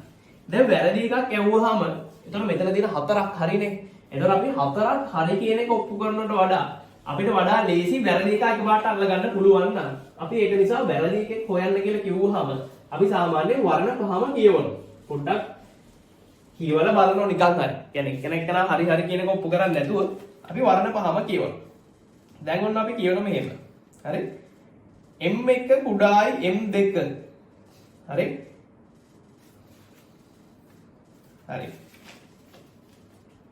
මුලින්ම පොඩ්ඩක් උසරන දාගමු. ධන x දිශාවට v වේගෙන් ගමන් කරන m1 ස්කන්ධයක් සහිත අංශුවක් m2 ස්කන්ධයක් සහිත තවත් අංශුවක් සමග ප්‍රත්‍යාස්ත ඝට්ටනයක් සිදු කරයි. ප්‍රත්‍යාස්ත ඝට්ටනයක් සිදු කරයි. හරි? ප්‍රත්‍යාස්ත ඝට්ටනයක් සිදු කරයි. එතකොට ප්‍රත්‍යාස්ත කියලා කියන්නේ මොන වගේ කෙනෙක්ද? ප්‍රත්‍යාස්ත කියලා කියන්නේ මේ ශක්ති හානියක් වෙන්නේ නැතුව. හරි? ප්‍රත්‍යාස්ත ඝට්ටනයක් සිදු කරයි. ඝට්ටනයට පසු ඝට්ටනයට පසු චලිතය පිළිබඳව පහත කර ඇති ප්‍රකාශන කුමක් අසත්‍ය වේද කියලා යහන. හරි. එතකොට මෙන්න අපි ගාව තියෙන ස්කන්ධ දෙකක්. M2 කියලා එක්කෙනෙක් නිසලතාවයේ ඉන්නවලු. ඊට පස්සේ M1 කියලා එක්කෙනෙක් එනවලු V වේගයෙන්. මෙයා V වේගයෙන් ඇවිල්ලා මෙයාගේ ගැටෙනවලු. ගැටුණාට පස්සේ මේ දෙන්නගේ චලිතය ගැන තමයි යහන්නේ. හරි. ඉතින් ගැටුණාට පස්සේ මේ දෙන්නගේ චලිතය ගැන තමයි යහන්නේ. හරි. ඊට පස්සේ අපිට පළවෙනි එකේ කියනවා M1 විශාලයි M2 නම්. හරි? M1 විශාලයි M2 නම්. කියන්නේ මෙයාගේ ස්කන්ධය වඩා වැඩි නම් M1 සහ M2 පිළිවෙලින් x අක්ෂ මේක තමයි x වල ධන දිශාව. M1 සහ M2 පිළිවෙලින් මෙයා වැඩි නම් මෙයාට වඩා මෙයා වැඩි නම් මේ දෙන්න පිළිවෙලින් මෙයා යනවලු මෙහෙට මෙයා යනවලු මෙහෙට කියලා තමයි කියන්නේ. හරි. අපි දැන් මේක ගණන් හදන හොඳම උරු කෙනෙක් ඉන්නවනම් දන්නවා මේ දෙන්න ඇවිල්ලා හැප්පුණාම මෙයාගේ ස්කන්ධය වැඩි නම් මෙයාගේ ස්කන්ධය අඩු නම් මෙයා මෙහෙට යනවා මෙයා මෙහෙට යනවා කියන එක හරි. ඒ ප්‍රකාශනේ හරි. දෙන්නගේ ස්කන්ධ සමාන වුණොත් මොකද වෙන්නේ? දෙන්නගේ ස්කන්ධ සමාන වුණොත් මෙයා නතර වෙනවා මෙයා යනවා. මෙයා නතර වෙනවා මෙයා යනවා. මෙයාගේ ස්කන්ධය වැඩි වුණොත් දෙන්නම එකම පැත්ත. හරි? හරි. ඊට පස්සේ අපි බලනවා මෙහෙම. ඊට පස්සේ අපිට කියනවා දෙවෙනි එක M1 විශාලයි M2 නම් M1 හා M2 දෙකම එකම දිශාවට ගමන් කරා. ඒකත් හරි. මෙයාට වඩා මෙයා විශාලත්වයෙන් වැඩි නම් මේ දෙන්න වැදුනට පස්සේ දෙන්නම මේ පැත්තට ගමන් කරනවා. හැබැයි මෙයා යන්නේ වැඩි වේගයකින් මෙයා යන්නේ අඩු වේගයකින්. ඔය විදිහට තමයි යන්නේ. හරි. ඊට පස්සේ තුන්වෙනි එකේ බලන්න මෙහෙම. තුන්වෙනි එකේ මෙහෙම කියන M1 හා M2ම තනි ස්කන්ධයක්සේ හරි M1 හා M2ම තනි ස්කන්ධයක්සේ v වලට වඩා අඩු වේගයකින් x වල ධන දිශාවට ගමන් කරයි. M1 සහ M2 යන දෙකම හරි දෙකම තනි ස්කන්ධයක්සේ v වලට වඩා අඩු වේගයකින් අන්න එතන පොඩි පරහක් තියෙනවා. හරි. අන්න එතන පොඩි අවුලක් තියෙනවා. හරි. එතන පොඩි අවුලක් තියෙනවා. මෙන්න මෙහෙම කියනවා. M1 සහ M2 යන ස්කන්ධ දෙකම v වලට වඩා අඩු වේගයකින් x අක්ෂයේ ධන දිශාවට ගමන් කරයි. මෙන්න මෙහෙම තියර එකක් තියෙනවා. මෙන්න මේක අපි ටුට්ටක් මතක කටපාඩම් කරගත්තත් කවන්න මේ ගණන් හදලා උරුම මතක ගෙඩිනවා. මෙන්න මෙහෙම දෙයක් තියෙනවා මේ ස්කන්ධ දෙකක් ගැටෙනකොට හරි ස්කන්ධ දෙකක් ගැටෙනකොට ඒ දෙන්න ගැටිලා තනි ස්කන්ධයක් වගේ යනවා. ඒ කියන්නේ දෙන්නම එකම ප්‍රවේගයෙන් යනවා නම් අන්න එතනදී අනිවාර්යයෙන්ම ශක්ති හානියක් තියෙනවා. හරි දෙන්නේ ගැටිලා හරි දෙන්නේ ගැටිලා දෙන්න එක්කෙනෙක් වගේ යනවා. දෙන්නම එකම ප්‍රවේගයේ එකම දිශාවට යනවා නම් يعني දෙන්න තනි ස්කන්ධයක්සේ ගමන් ගන්නවා නම් දෙන්නේ ගැටලා දෙන්නම තනි ස්කන්ධයක්සේ ගමන් ගන්නවා නම් එතන අනිවාර්යයෙන්ම චාලක ශක්තිය හානියක් තියෙනවා. කියන්නේ මේ දෙන්නම එකම ප්‍රවේගයේ එකම පැත්තට යනවා නම් මේ දෙන්නගේ ගැටීම කිසි විටක ප්‍රත්‍යස්ත ගැටීමක් වෙන්න බෑ. කියන්නේ මේක අප්‍රත්‍යස්ත ගැටීමක්. හරි එහෙනම් මෙන්න මේ තුන්වෙනි එක අපි ෂුවර් දන්නව වෙන්න බැරි දෙයක්. ඇයි? ෂුවර් වෙන්න බෑ කියලා කියන්නේ ඒක අපි දන්නවා. හදලා දන්නවා ගණන් හදලා දන්නවා මේක වෙන්න බැරි දෙයක්. මෙතන ශක්ති හානියක් අනිවාර්යෙන් වෙනවා. එහෙනම් උඩ ගානේ highlight කරගෙන ප්‍රත්‍යස්ත ඝට්ටනයක් සිදු කරා. ඒත් ප්‍රත්‍යස්ත ඝට්ටනයක් සිදු කරනවා නම් මේ තුන්වෙනි ප්‍රකාශනේ හරියන විදියක් නෑ. එහෙනම් තුන්වෙනි ප්‍රකාශනේ වැරදි. හරි. එහෙනම් 3 වැරදි. ඊට පස්සේ අපි බලනවා හතරවෙනි එක දිහා. m2 අපරිමිතව විශාල වුවහොත්. හරි. මෙයා m2 අපරිමිතව විශාල වුවහොත් හැර m1 වේගය v1ට වඩා අඩුයි. ඔව්. මේ දෙන්න ගැටුණාට පස්සේ මෙයා අපරිමිතව විශාල නම් මෙයා කොහෙවත් යන්නේ නැහනේ. මෙයා පට්ට ලොකු ස්කන්ධ. ඒතර මොකද වෙන්නේ? මෙයා ගිහිල්ලා මේක වැදිලා ආපු වේගෙම පොළාපයින්. හරි? ආපු වේගෙම පොළාපයින්. එතකොට මෙයාගේ තිබිච්ච චාලක ශක්තිය මෙයාටම හම්බ වෙනවා. හරි? මෙයාගේ තිබිච්ච චාලක ශක්තිය මෙයාටම හම්බ වෙනවා. එතකොට මෙයාගේ ප්‍රවේගය වෙනසක් වෙන්නේ නැහැ. හැබැයි මෙයා ගිහිල්ලා මෙයා වැදුනහම මෙයාගේ ස්කන්ධේ පරිමිතකයක් නම් මොකද වෙන්නේ? මෙයා අර පැත්තට අනිවාර්යෙන් චලනය වෙනවනේ. මුගිල මුගේ වැදුනම මු අනිවාර්යෙන් අරයට යනවා. මුඩ ස්කන්ධයක් තියෙනවා නම් ඒක අතිවිශාල නැත්තම් දැන් ගිහිල්ලා දැන් ගමනෝ දෙකක් හරි හැප්පුණාම මුගේ දැන් මේක සුමටයිනේ ඝර්ෂණ බලමුකුත් නැහැනේ. මෙයා අපරිමිත විශාලයි නම් මෙයා චලනය කරන්න බෑ. කවුරු ගිහිල්ලා හැපුණත් අපරිමිත විශාලකෙක් චලනය කරන්න බෑ. එතකොට මු ගිහිල්ලා ඇවිල්ලා ගලේ ඔලුව ගහගත්තා වගේ තමයි. Tamanට විතරක් ඉදින අරුත් දැනෙන්නවත් නැහැ. ඒතර මු ගිහිල්ලා වැදිලා මු ආපහු හැරලෙනවා. හරි? එතකොට මෙයාගේ චාලක ශක්තිය මෙයාටම හම්බෙලා එයාගේ ප්‍රවේගය නියතව තියෙනවා. හැබැයි මෙයාගේ ස්කන්ධේ පරිමිත නම් මෙයා ගිහිල්ලා වැදිලා එනකොට මොකද වෙන්නේ? මේටර යනකොට මෙයාගේ චාලක ශක්තියෙන් කොටසක් අනිවාර්යෙන් මෙයාටත් හම්බ වෙනවා. එතන මොකද වෙන්නේ? මෙයාගේ චාලක ශක්තිය අඩු වෙනවා. අරයට ටිකක් හම්බුණානේ. පද්ධති චාලක ශක්තියනේ නියත වෙන්නේ. හරි. එතකොට මොකද වෙන්නේ? මෙයාගේ ප්‍රවේගය අනිවාර්යෙන්ම ටිකක් අඩු වෙනවා. එහෙනම් හතරවෙනි ප්‍රකාශනයත් හරි. m1 සමානයි m2 නම් m2 වේගයේ විවේග මම මුලින්ම කිව්වනේ. ස්කන්ධ දෙක සමානයි නම් ප්‍රවේග දෙක හෝමාර වෙනවා. මේ දෙන්නගේ ස්කන්ධ සමාන වුණොත් එහෙම වෙන්නේ මෙයා බිඳුවේ මුලින් තිබ්බේ මෙයා v වේගයෙන් වැදුනට පස්සේ මෙයා යනවා v වේගයෙන් මෙයාගේ ප්‍රවේගය බිඳුවක් වෙනවා. ඔක තමයි වෙන්නේ. පැහැදිලිද? හරි. ඊට පස්සේ අපිට 40 ගාන හදන්න බෑ. හරි 40 ගාන හදන්න අපි තාම පෘෂ්ඨකාදී දිවාණම කරේ නැහැනේ. හරි. 40 බෑ අපිට තාම. ඊට පස්සේ අපිට පුළුවන් 41 හදන්න. ඊටසක් බලනවා 41. හරි. බලන්න 41 ගාන පුළුවන්ද කියලා දැන්. 41 ගාන. හරි 41 ගාන කම්මැලි වෙන්නේ නැහැ. හරි ප්‍රතිඵල ගැන හිතන්නේ නැහැ. ඒව ගැන පස්සේ කතා කරනවානේ. හරි 41 ගාන මෙහෙම කියනවා. 41 ගානේ මෙන්න මෙහෙම කතන්දරයක් තියෙනවා. සිලින්ඩරයක් තුල ඇති වායුවක් හරි සිලින්ඩරයක් තුල ඇති වායුවක් පිස්ටනය P සිට Q දක්වා ඉතා සෙමෙන් B ඉතා ඉක්මනින් ගමන් කරවමින් ප්‍රසාරණය කරලා පිස්ටන් එකක් තියනවලු. හරි මේක අපි P ඉඳන් Q දක්වා ප්‍රසාරණය කරනවා කියලා තමයි කියන්නේ.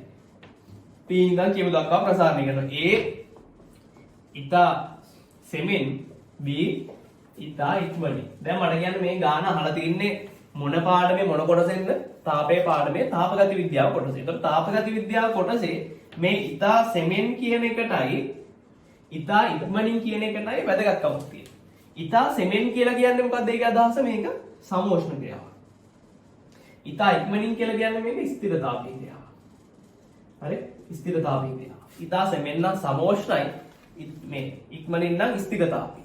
හරි? එතකොට එහෙනම් මේකෙදි සමෝෂ්ණ කියලා කියන්නේ උෂ්ණත්ව වෙනස බිඳුවයි. ඊට පස්සේ උෂ්ණත්ව වෙනස බිඳුව නිසා අභ්‍යන්තර ශක්ති වෙනස බිඳුවයි. මේකේ පරිපූර්ණ වායුවන්නේ තියෙන්නේ. හරි. ඊට පස්සේ B කොටසේ ඉතා ඉක්මනින් එතකොට ස්ථිරතාවී කියලා කියන්නේ ඩෙල්ටා Q බිඳුවයි. හරි? Delta Q බිඳුවයි. ඊට පස්සේ අපි බලනවා මෙහෙම. තව දෙයක් තියෙනවා ළමයින්ට ගොඩක් ගන්න මග ඇරෙන මේ බොහොම ලේසි පොයින්ට් එකක්. මේ P නම් Q ට ගේනකොට ඉතා හිමින් ගෙනාවත් ඉතා ඉක්මනින් ගෙනාවත් මේක මොකද වෙන්නේ? P ඉඳන් Q ට නෙන්නේ. කොයිලක්වත් Q ඉඳන් P ට යනවද නැහැ. ඉතා සෙමෙන් මෙතන ඉඳන් මෙතෙන්ට ගේන්නේ. එතකොට මොකද වෙන්නේ? අනිවාර්යයෙන්ම මේ පද්ධතිය ප්‍රසාරණයක් වෙන්නේ. නේ? ප්‍රසාරණයක් වෙන්නේ පරිමාව වැඩි වීමක් වෙන්නේ. කියන්නේ එහෙනම් හැම නිතරම ඩෙල්ටා W ධන වෙන්න ඕන. මේකෙත් ධනයි. මේකෙත් ඩෙල්ටා W ධනයි. දැන් ওই ටික බලලා අපිට උත්තර කීපයක් තෝරගන්න පුළුවන්. ඒතර අනිවාර්යයෙන්ම ඩෙල්ටා W ධන වෙන්න ඕනේ කොනේදී. ඒතර එන උත්තරේ අංක 1 වෙන්න පුළුවන්, 2 වෙන්න බෑ, 3 4. ඒතර 1 3 4 වලින් එක්කෙනෙක් තමයි තෝරගන්නේ. මෙන්න මේක බැලුවා නම් ඒක තේරෙනවා. ඊට පස්සේ අනිත් ටික බලන්න. ඒ ක්‍රියාවලියේදී ඩෙල්ටා T බිඳුවයි ඩෙල්ටා U බිඳුවයි. ඊට පස්සේ ඊළඟ ක්‍රියාවලියේදී ඩෙල්ටා Q බිඳ. එතකොට එක උත්තරේ මේ තියෙන දේවල් එක්ක හරි. ඊට පස්සේ දෙවෙනි උත්තරේ කොහොමවත් වැඩක් නැහැනේ. තුන්වෙනි එක බලමු. තුන්වෙනි එක වැරදි. ඊට පස්සේ හතරවෙනි එක බලමු. හතරවෙනි එකත් හරි වගේ මේ තියෙන දේවල් එක්ක. හරි. ඊට පස්සේ අපි බලන්න ඕන දැන් ඊට පස්සේ අපි බලන්න ඕන කාවද? මෙන්න මේ B ක්‍රියාවලියේ ඩෙල්ටා U ගැන. දැන් B ක්‍රියාවලියේ ස්ථිරතාවී ක්‍රියාවලියක්. එතකොට ඩෙල්ටා Q බිඳුවයි. එතකොට අපි දානවා මේක ඩෙල්ටා Q සමානයි ඩෙල්ටා U දාන ඩෙල්ටා W. මෙහා බිඳුවයිනේ. එතකොට අපිට එනවා ඩෙල්ටා U සමානයි ඍණ ඩෙල්ටා W. එහෙනම් මෙයාගේ දැන් ඩෙල්ටා W ධනයිනේ ෂුවර්. එහෙනම් මෙයාගේ ඩෙල්ටා W ධන නම් ඩෙල්ටා U ඍණ වෙන්න ඕන. ඩෙල්ටා T ඍණ වෙන්න ඕන. හරි. එහෙනම් දැන් උත්තරේ මොකක්ද දෙන්න ඕනේ? උත්තරේ අංක 1 තමයි එන්න ඕනේ. හරි උත්තරේ අංක 1. බොහොම ලේසි මේ තාපගත විද්‍යාව මෙහෙමයි. තාපගත විද්‍යාව කියලා කියන්නේ ෆේල් වෙන ළමයෙක්ට සම්බතක්. හරි ෆේල් වෙන එකට තාපගත විද්‍යාව ගන්න ලකුණු නිකම්ම ගන්න පුළුවන්. 35ක් හොයා ගන්න ඕනේ ලකුණුනේ. ඒතර MCQ 20ක් හොයා ගන්න ඕනේ. මේ 21ක් තමයි තාපගත විද්‍යාව කියලා කියන්නේ. සාමාන්‍යයෙන් තාපගත විද්‍යාව ගානක් විභාගයට අහනවා. ඒකට ඉතින් දැනත් කරන්න නැතුව ඉන්න ඕනේ නෑනේ. තාපගත විද්‍යාව ගාන අනිවාර්යෙන් පුළුවන් කරගන්න. හරි තාපේ පාඩමේ තියෙන ලේසිම කොටසක් තමයි තාපගත විද්‍යාව කියලා කියන්නේ. ඒතර මේවා බැරි වුණොත් ඉතින් වැඩක් නැහැ. ඉතින් විභාගෙත් S1 ගන්න තමයි මේවා බැරි. මේ වැරදෙනවා නම් ඉතින් තේරුමක් නැහැ. මේ තාපගත විද්‍යාව ගැන හරි ලේසියි. හරි අපි ගිය පාර මතක ඇති පේපර් ක්ලාස් එකෙත් කරා, පාර රිවිෂන් එකෙත් කරා. තාපගත විද්‍යාව ඉතාල ලේසියි. මම හිතන්නේ මගින් ඉගෙන ගත්ත ළමෙක් නම් කවදාවත් තාපගත විද්‍යාව බෑ කියන ළමෙක් ඉන්න විදියක් නැහැ. හරි ඊට පස්සේ 42 උපැස්සි වලක් පළදින තැනැත්තෙක් ගැන තියෙන කන්නාඩි දාන පොරක් ගැන කියන්නේ. වායු ඊට පස්සේ අපිට කියනවා තෙතමන පටලයක් බැඳෙන එක ගැන තමයි කියන්නේ. වායු සමීකරණය කර ඇති වාහනයකින් බසින විට බොහෝ වේලාවක් අවුවේ තබා ඇති වාහනයකින් එළියට අවුවේ තබා වසා ඇති වාහනයක් තුලට යාමේදී ඊට පස්සේ පරිසර උෂ්ණත්වය 5 සෙල්සියස් වන නුවරඑළියෙහි සීතල රැයක රත්කඩ ඇති ගොඩනැගිල්ල තුලට ගමන් කිරීමේදී හරි අපිට පොඩි මේ අවස්ථා ටිකක් දීලා තියෙනවා. හරි. දැන් හදිසියෙම තෙතනම පටලයක් ඔහුගේ කාච මත තැන්පත් වෙන බව ඔහු කියා සිටි මෙහෙම. හරි. දැන් මේ තෙතමන පටලය දැන් කණ්ණාඩි දාන්න නැති එකෙක් දන්නේ නැහැනේ මේ තෙතමන පටලයක් බැඳෙන එක ගැන අපිට අත්දැකීම් නැහැ. උන් දන්නේ මම කණ්ණාඩි දාන්නේ නැහැනේ. ඒතර මට අත්දැකීමක් නැහැ මේ තෙතමන කණ්ණාඩියක බැඳෙන තෙතමන පටලයක් ගැන. හැබැයි ඔය තෙතමන පටල බැඳෙන අවස්ථාව අපි දැකලා තියෙනවා. තෙතමන පටලයක් බැඳෙන අවස්ථාව අපි දැකලා තියෙනවා. කොහෙන්ද? අපි ෆ්‍රිජ් එකේ තියෙන මොකක් හරි මේ අපි තුන් කූල් වතුර බෝතලයක් එළියට ගන්නවා කියලා. දැන් ෆ්‍රිජ් එකේ තියෙන කූල් වතුර බෝතලය එළියට ගත්තාම අපි දැකලා තියෙන එකට දාඩිය දානවා නේ. දාඩිය දානවා කියන්නේ මොකද්ද? අපිට වගේ දාඩිය දාන්නේ මොකද වෙන්නේ? වතුර බෝතලේ එළිය තිබ්බහම මේක අපි දැකලා තියෙන තෙතමන පටලයක් බැඳිලා මේක ගොඩාක් වැඩේ වෙන හින්දා මේක බින්දු විදියට වැක් කරනවා අපි දැකලා තියෙනවා. නේ? අපි මොකක් හරි එළවලු එකක් ගත්තා මොනවා හරි එළියෙන් තිබ්බහම ෆ්‍රිජ් එකෙන් අරගෙන ඕකේ වටේ තෙතමන පටලයක් බැඳලා අපි දැකලා තියෙනවා නේ. එතකොට ඔන්න වගේ අවස්ථාවක් ගැන තමයි කතා කරන්නේ. දැන් කණ්ණාඩියෙත් තෙතමන පටලේ බැඳෙන ඔන්න වගේ අවස්ථා. කණ්ණාඩි දෙක අපි ෆ්‍රිජ් එකේ දාලා තියලා. Taman දාන කණ්ණාඩි දෙක ෆ්‍රිජ් එකේ දාලා තියලා. එළියට අරන් දාගන්න. එතකොට ඒකෙත් තෙතමන පටලයක් බැඳෙනවා. හරිද? එතකොට මෙන්න මේ තෙතමන පටලේ බැඳෙන එක ගැන තමයි කතා කරන්නේ. හරි. දැන් මොකද්ද මේ තෙතමන පටලයක් කියලා කියන්නේ? දැන් මම උදාහරණයක් විදිහට ගන්නම්. ෆ්‍රිජ් එකෙන් අපි වතුර බෝතලයක් එළියට ගත්තා. මෙන්න වතුර බෝතලය අපි එළියට ගත්තාට පස්සේ වතුර බෝතලේ වටේ තෙතමන පටලයක් බැඳෙනවානේ. හරි. දැන් කොහොමද මේ තෙතමන පටලයක් බැඳෙන්නේ? දැන් බෝතලේ එළියට ගත්තාම බෝතලේ ඇතුලේ තියෙන වතුර මෙහෙම ලීක් වෙලා එළියට ගිහිල්ලා මේ එළිය දෙක වැක් කරනවද? නෑ. බෝතලේ ඇතුලේ තියෙන වතුර එළියට යන කිසිම විදියක් නෑ. නේ? බෝතලේ ඇතුලේ තියෙන වතුර එළියට යන විදියක් තියෙනවා විදියක් නෑ. ඇයි? බෝතලේ වහලා සීල් කරලා ඔක්කොම කරලානේ තියෙන්නේ. ඒතර කොහෙන්ද මේ දැන් එළියට ජලය? එළියේ කොහොමද මේ දැන් වතුර තෙතමන පටලයක වතුරනේ වතුර බැඳෙන්න තියෙන්නේ කොහොමද? මේ වායුගෝලීය වාතයේ තියෙනවා මොනවද? ජල වාෂ්ප. ඔන්න ඔය ජල වාෂ්ප තමයි ඇවිල්ලා මෙයා මත බැඳෙන්නේ. හරි. එතකොට වායුගෝලීය තියෙන ජල වාෂ්පයයි මේ මෙයා මත බැඳෙන්නේ. අපි දන්නවා මෙන්න මෙහෙම තියෙන එක. අපි දන්නවනේ තුෂාරාංකය කියලා කෙනෙක්. තුෂාරාංකය කියලා කියන්නේ මොකක්ද? තුෂාරාංකය කියලා කියන්නේ තුෂාරාංකයලා අදහස් කරන්නේ මොකද්ද අපි? තුෂාරාංකය කියලා කියන්නේ පරිසරයේ තියෙන ජල වාෂ්පයෙන්ම සංතෘප්ත කිරීම සඳහා සිසිල් කළ යුතු උෂ්ණත්වය. ඒ කියන්නේ අපිට පුළුවන් මේ වායුගෝලීය වාතයේ සාම්පල් එකක් අරගෙන මෙයා අපි යම් කිසි උෂ්ණත්වයක් දක්වා සිසිල් කරාම මෙයා සංතෘප්ත වෙනවා. සංතෘප්ත වුණා කියලා අපි අඳුරගන්නේ කොහොමද? මේ භාජනයේ ඇතුළ පැත්තේ ජල වාෂ්ප තැන්පත් වෙනවා. පැහැදිලිද? එතකොට අපි මේ පරිසරයේ තියෙන වාතය තුෂාරාංකය දක්වා කිසියම් ක්‍රමයකට සිසිල් කරොත් තුෂාරාංකය දක්වා කිසියම් ක්‍රමයකට සිසිල් කරොත් අපිට පුළුවන් මොකක් කරගන්නද? මේ මෙයාගේ තෙතමන පටලයක් බඳව ගන්න පුළුවන්. හරි. දැන් එතකොට හරි. දැන් ෆ්‍රිජ් එක ඇතුලේ තියෙන කෙනෙක් එළියට ගන්න. එතකොට මෙහෙමනේ වෙන්නේ. දැන් මම කණ්ණාඩි දෙකම පැහැදිලි කරන්න. හරි. අපි කණ්ණාඩි දෙක ෆ්‍රිජ් එක ඇතුලේ දාලා කණ්ණාඩි දෙක ෆ්‍රිජ් එකෙන් එළියට ගන්න. එතකොට කණ්ණාඩි දෙකේ බැඳෙනවා මොනවද? තෙතමන පටලයක් බැඳෙනවා. දැන් කොහොමද මේ වැඩේ වෙන්නේ? මේක වෙන්නේ මෙහෙමයි. ෆ්‍රිජ් එක ඇතුලේ තියෙනකොට කණ්ණාඩියේ තියෙනවනේ වීදුරුව. මේ කණ්ණාඩියේ තියෙන වීදුරුව ගොඩක් සිසිල් වෙනවා. හරි? ෆ්‍රිජ් එකේ ඇතුලේ තියෙන උෂ්ණත්වයට මේක සිසිල් වෙනවා. ඊට පස්සේ මෙයාව එළියට ගත්තාම හරි? මෙයාව එළියට ගත්තාම මොකද වෙන්නේ? දැන් මෙයාගේ අවට තියෙන වායුගෝලීය වාතය. හරි? වායුගෝලීය වාතය තියෙනවා. දැන් කණ්ණාඩිය ගොඩක් සීතලයි. ඒතර කණ්ණාඩිය මොකද කරන්නේ? කණ්ණාඩිය මගින් මේ අවට වායුගෝලීය වාතය කණ්ණාඩිය සීතල වුණා කියලා දැන් ෆ්‍රිජ් එකෙන් දෙයක් එළියට ගත්තාම එයා හැමදාම කූල් එකේ තියෙනවද? නෑ. එහෙනම් ඉතින් ෆ්‍රිජ් එකක් ඕනේ නෑනේ. නේ? ජීවිත කොහෙන් හරි ෆුඩ් සිටියෙන් අපි කූල් වෙච්ච බීම් එකක් ගෙනාවහම හැමදාම මේක සීතලෙන් තියෙනවද? නෑ. අපි ෆ්‍රිජ් එකෙන් එළියට ගත්තාට පස්සේ එයා ආයි කාම උෂ්ණත්වයට එනවනේ. කොහොමද ඒක කාම උෂ්ණත්වයටපත් වෙන්නේ? මේ වායුගෝලීය වාතය මෙයා තාපේ උරා ගන්නවා. හරි? එතකොට මෙයා දැන් අවට වායුගෝලීය වාතය නැත්නම් මෙයාගේ අවට තියෙන වාත ස්තර වලින් තාපේ උරා ගන්න. එතකොට දැන් අවට වායුගෝලීය වාතය තියෙන්නේ මොන උෂ්ණත්වයේද? කාම උෂ්ණත්වයේ. එයාගේ තාපේ උරා ගන්නවා කවුද? කණ්ණාඩි වීදුරුව. හරි? උපැස්වල වීදුරුව. එතකොට වීදුරුවේ උෂ්ණත්වය වැඩි වෙනවා. අවට තියෙන වායුගෝලීය වාතයේ තාපේ පිට කරලා ඒගොල්ලෝ උෂ්ණත්වය අඩු වෙනවා. එතකොට මෙන්න මේ අවට උෂ්ණත්වය අඩු වෙනවා. හරි? අවට උෂ්ණත්වය අඩු වෙනවා. එතකොට අවට උෂ්ණත්වය අඩු වෙලා මේ අවට වායුගෝලයේ උෂ්ණත්වය එයාගේ තුෂාරාංකයට වඩා අඩු වුණොත් එහෙම තමයි මොකක් වෙන්නේද? මෙයාගේ අර මීදුම් පටලයක් වගේ නැත්නම් තුෂාර පටලයක් බැඳෙන්නේ. නැත්නම් මේක කියලා තියෙන වචනේ මොකද්ද? මේක දීලා තියෙන්නේ තෙතමන පටලයක්. මේ තෙතමන පටලයක් බැඳෙන්නේ මොකක් වුණාමද? අවට වායුගෝලයේ උෂ්ණත්වයට වඩා අවට වායුගෝලයේ තුෂාරාංකයට වඩා එයාගේ උෂ්ණත්වය අඩු වුණාම තමයි තෙතමන පටලේ බැඳෙන්නේ. පැහැදිලිද? හරි. එතකොට ඔහොම කතන්දරයක් තමයි තියෙන්නේ. එතකොට එහෙනම් උපැස්සි වල තෙතමන පටලයක් බැඳෙන්න නම් මොකක්ද වෙන්න ඕනද? උපැස්සි වල සීතල තැනක ඉඳන් උණුසුම් තැනකට යන්න ඕන. එතකොට තමයි තෙතමන පටලයක් බැඳෙන්න අවස්ථාව තියෙන්නේ. උපැස්සි වල මගින් කරන්න ඕනේ මොකක්ද? අවට තියෙන වාතය සිසිල් කරන එක තමයි කරන්න ඕනේ. එතකොට එහෙනම් අවට තියෙන වාතය සිසිල් කරන්න නම් මොකද වෙන්න ඕනේ? මෙයා යන්න ඕනේ සීතල තැනක ඉඳන් රස්නේ තැනකට. දැන් මෙයා රස්නේ තැනක ඉඳන් සීතල තැනකට ආවොත් මොකද වෙන්නේ? මේ පැත්තට. දැන් කණ්ණාඩි දෙක අපි රත් කරලා ගේන්නේ. එතකොට අපි මෙයා යනවා සීතල තැනකට. දැන් මොකද වෙන්නේ? මෙයා දැන් තාපය පිට කරනවනේ. එතකොට මෙයා තාපය පිට කරාම අවට තියෙන වායුගෝලීය වාතය මොකද වෙන්නේ?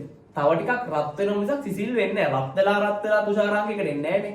සිසිල් වෙලා තමයි තුෂාරාංකයට එන්නේ. එහෙනම් උපැස්සි වල කොහේ හරි ඉඳන් කොහේ හරි දැනකට යනකොට එයාගේ තෙතමන පටලයක් බැඳෙන්න නම් තියෙන අනිවාර්ය අවශ්‍යතාවය මොකද්ද? අපිට මෙතන දැනට කියනවලු අනිවාර්ය අවශ්‍යතාවය මොකද්ද? එයා යන්න ඕනේ උණුසුම් තැනක. එයා යන්න ඕනේ සිසිල් ස්ථානයක සිට උණුසුම් ස්ථානයට. හරි? උණුසුම් ස්ථානයට. සිසිල් ස්ථානයක සිට උණුසුම් ස්ථානයට ගියාම තෙතමන පටලයක් බැඳෙන්න අවස්ථාවක් තියෙනවා. හැමනිතරෙම බැඳෙනවද? නැහැ. දැන් අපි උදාහරණයක් විදියට දැන් සාමාන්‍යයෙන් AC කරපු කාමරයක රස්නේ අඩුයිනේ කාමර උෂ්ණත්වයට වඩා. හරි? ඒතර අපි වතුර බෝතලයක් අරගෙන දැන් අපි හිතමු ඒ ඔෆිස් එක කරලා ප්‍රින්සිපල් ඔෆිස් එකට කතා කරමු. ප්‍රින්සිපල් ඔෆිස් එකේ AC කරලා තියෙන්නේ. අපි යනකොට වතුර වීදුරුවක් වතුර බෝතලයක් අරගෙන ප්‍රින්සිපල් ඔෆිස් එකට යනවා. දැන් අපි ප්‍රින්සිපල් ඔෆිස් එකට ගියාම මේක දිගේ මේ වතුර වගේ දාඩිය වැක් කරනවද? නෑනේ අපේ දාඩිය වැක් කරන බයට. හැබැයි අරගේ තුෂාර දෙකන මේ තුෂාර පටලයක් බැඳලා නැත්නම් තෙතමන පටලයක් බැඳලා ඒක වටේ මේ වතුර බින්දුවක් කරන්න ගන්නවද? එහෙම වෙන්නේ නැහැ. හරි? එතකොට උණුසුම් පරිසරේ අනිත් පැත්ත කියනවා.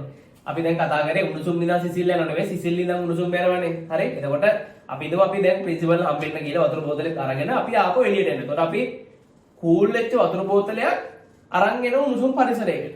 අපි එතකොට කූල් වෙච්ච වතුර බෝතලේ AC කාමරය ඇතුලේ අපි හිතමු 25 අපි හිතමු 22යි කියලා සෙල්සියස්.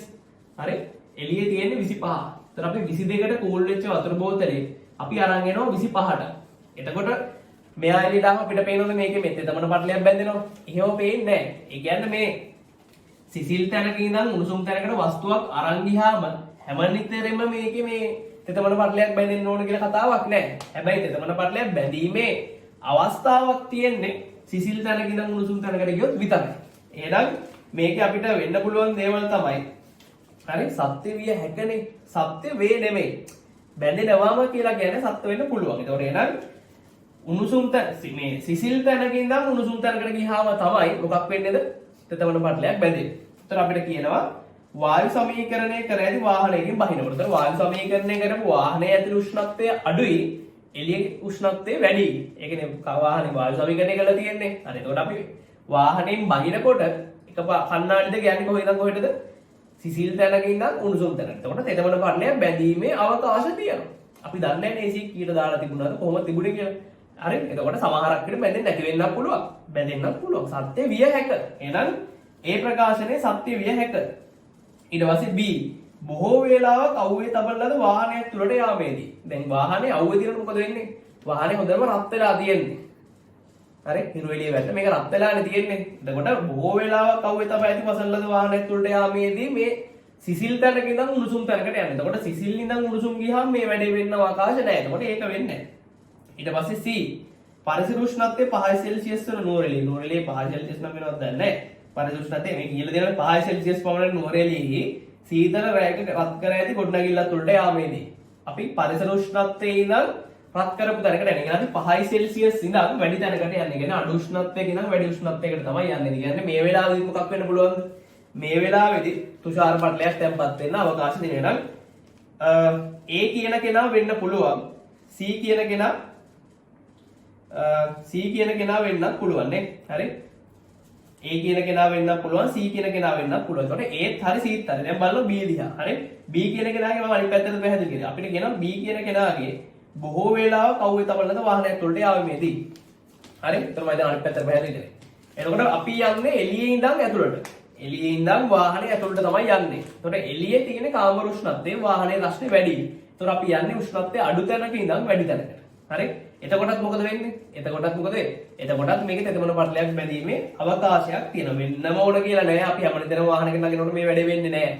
සමහරක් විට වෙන්න පුළුවන්. එතකොට එහෙනම් ABC සියල්ලම සත්‍ය විය හැක. සත්‍ය වෙන්න පුළුවන්. විය හැකි දේවල්. හරි. හදාගන්න බලන්න.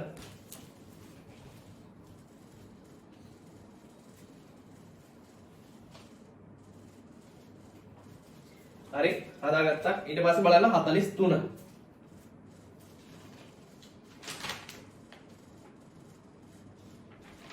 ඊට පස්සේ 43 වෙනි ගාන. හරි 43. මේවා ලේසිම ගණනුත් නෙමෙයි. හරි. මේක නම් ටිකක් තේරුම් ගන්න අපහසුයි මේ පාඩම දන්නේ නැතුව. හරි. එතකොට මේක සාමාන්‍යයෙන් අපි මේ ගානත් එක්කම උගන්වනවා. මේ ගාන මේ වගේ ගණන් දෙපාරක් තුන් පාරක් විතර විභාගෙට අහලා තියෙනවා. පසුගිය විභාග ප්‍රශ්න වල තුන් පාරකදී අහු වෙනවා. ඒක නිසා අපි මේක වෙනම උගන්වන්නේ නැතුව මේ විදිහට පේපර් එක අහුනම උගන්වන්නේ නැතුව මේ කොටස තීරිත් එක්ක මේ ගාන මේක වෙනම තීර එකක් විදිහට උගන්වනවා. කොතනද තුෂාරාගේ කතා කරන තැනදී පාඩමත් එක ඕගොල්ලන්ට කියලා දීලා ඇත්තේ. හරි තාපේ පාඩමේ. ඒතොර එතන කියලා දෙනකොට හොඳට තේරෙන මේ වැඩේ. හරි. ඊට පස්සේ අපිට තියෙනවා 43 වෙනි ගාන. 43 මෙහෙම කියනවා. හරි දැන් මෙතන ඉඳන් තියෙන ගණන් ටික හරි ලේසි. දැන් කෙනෙක්ට දෙන්න පුළුවන් 43 ඉඳන් 50ට යන්න හදන්නේ. දැන් මේ මුල් ටික බැරි නම් මට මේක කොහොමවත් බෑ කියලා. එහෙම නැහැ. මෙතනින් පස්සේ ලේසි ගණන් තියෙනවා. දැන් උදාහරණයක් 43 ලේසි, 44 ලේසි, 45 ටිකක් අමාරුයි, 46 ලේසි, 48 9 අපිට මං හිතන්නේ බෑ කරන්න තාම. 48 පුළුවන්, 47 බෑ, 48 ලේසි, 49 බෑ, 50 ලේසි. හරි. එහෙම අපිට පේපර් එකක් කරනකොට සමහරව හිතන් ඉන්න මුල් ටික ලේසි අන්තිම ටික අමාරු කියලා. එහෙම එකක් නැහැ. ලේසි ගණන් හැමදාම තියෙනවා. ගණන් පහක් විතර තමයි අමාරු වෙන්නේ. ඒ ටික තනින් තන තියෙන්නේ. හරි. මෙන්න 43 වෙනි ගාන. අපිට කියනවා වියලි කෝෂයක ගුණාත්මක භාවය ඇගීම සඳහා දිගු කාල පරිච්ඡේදයක් පුරා කෝෂයෙන් නියත ධාරාවක් ලබා ගන්නා විට එහි වෝල්ටීයතාවය සහ අභ්‍යන්තර ප්‍රතිරෝධය කාලය සමග වෙනස් වීම අධ්‍යයනය කිරීම මගින් සිදු කළ හැකියි. ඒ කියන්නේ මේව කියන්නේ අපි කෝෂයක වෝල්ටීයතාවයයි අභ්‍යන්තර ප්‍රතිරෝධයයි කාලයත් එක්ක විචලනය වෙන දේවල්. උදාහරණයක් විදිහට අපි හිතමු බැටරියක් තියෙනවා. මේ බැටරිය අපි බල්බ් එකකට හයි කරලා මේ බල්බ් එක අපි පත්තු කරලා තියලා හරි බල්බ් එක පත්තු කරලා තියලා අපි මෙයාගේ කෝෂය අපි මොකක් හරි ක්‍රමයකින් කෝෂය අභ්‍යන්තර ප්‍රතිරෝධය මෙයාගේ වෝල්ටීයතාවයයි මනිනවලු. ඊට පස්සේ අපි මැනලා මේක ප්‍රස්ථාරයක් අඳිනවලු. හරි කාලයත් එක්ක වෝල්ටීයතාවයයි කාලයත් එක්ක මේ අභ්‍යන්තර ප්‍රතිරෝධයයි වෙනස් වෙන විදිහ මනිනවලු. හරි එතකොට මට කියන්න ඕන මෝඩෙක්ට තියෙනවනේ මෙන්න මේ දේ. කෝෂයකින් අපි ධාරාවක් ගන්නවා නම් කෝෂයක් පාවිච්චි කරන්න නැත්නම් කාලය ගත වෙන්න හරි මොකක් කරේ අවුලක් ගියාම මම දැන් හරි ප්‍රශ්නේ. හරි. දැන් ඊට පස්සේ අපිට කියනවා මෙහෙම. හරි අපිට කියනවා මේ විදිහට අපි කෝෂය ගැන කතා කරේ. ඒතකොට අපි දන්නවා දැන් කෝෂයක් පාවිච්චි කරන්න. හරි කෝෂයේ විද්‍යුත්ගාමක බලය කොහේම විදිහක වැඩි වෙන්න විදියක් තියනවද? වැඩි වෙන්න විදියක් නැහැ. කෝෂයේ විද්‍යුත්ගාම බලය නැත්නම් යාගේ වෝල්ටේජ් එක වෙන්න අඩු වෙන්න ඕනේ. බැටරි බහිනවනේ. බැටරි වැඩි වෙන්නේ නැහැ නේ. බැටරි බහිනවනේ. හරි එහෙනම් වෙන්න මේකේ මේ ප්‍රස්ථාර හතරක් දීලා දෙන්නේ ABCD කියලා මේකට. එතකොට ඒකේ වෙන්න පුළුවන් උත්තර දෙක තමයි එකක් මේක අනිත් එක මේක. එතකොට මේක D මේක C. හරි ඊට පස්සේ කෝෂයක අභ්‍යන්තර ප්‍රතිරෝධය. හරි කෝෂයක අභ්‍යන්තර ප්‍රතිරෝධය කියලා කියන්නේ මොකද්ද? කෝෂයක අභ්‍යන්තර ප්‍රතිරෝධය කියලා කියන්නේ බැටරිය ඇතුලෙන් ධාරාව යනකොට ඒකට ගොඩනැගෙන බාධාව. එතකොට දැන් කෝෂය පාවිච්චි කරන්න ධාරාව යන්න තියෙන බාධාව වැඩි වෙයිද අඩු වෙයිද? කෝෂය පාවිච්චි කරන්න එයාරා ධාරාව යන්න තියෙන බාධාව නැත්නම් එයාගේ අභ්‍යන්තර ප්‍රතිරෝධය වැඩි වෙන එක තමයි වෙන්නේ. හරි? එහෙනම් මේක අපිට අභ්‍යන්තර ප්‍රතිරෝධය සඳහා තෝරගන්න පුළුවන් P සහ Q. මේක P මේක Q. අනිත් දෙක වෙන්න විදියක් නැහැ. ඒතකොට එහෙනම් අපිට තෝරගන්න තියෙන්නේ වෝල්ටීයතාවය සඳහා මේ දෙකෙන් එකක්.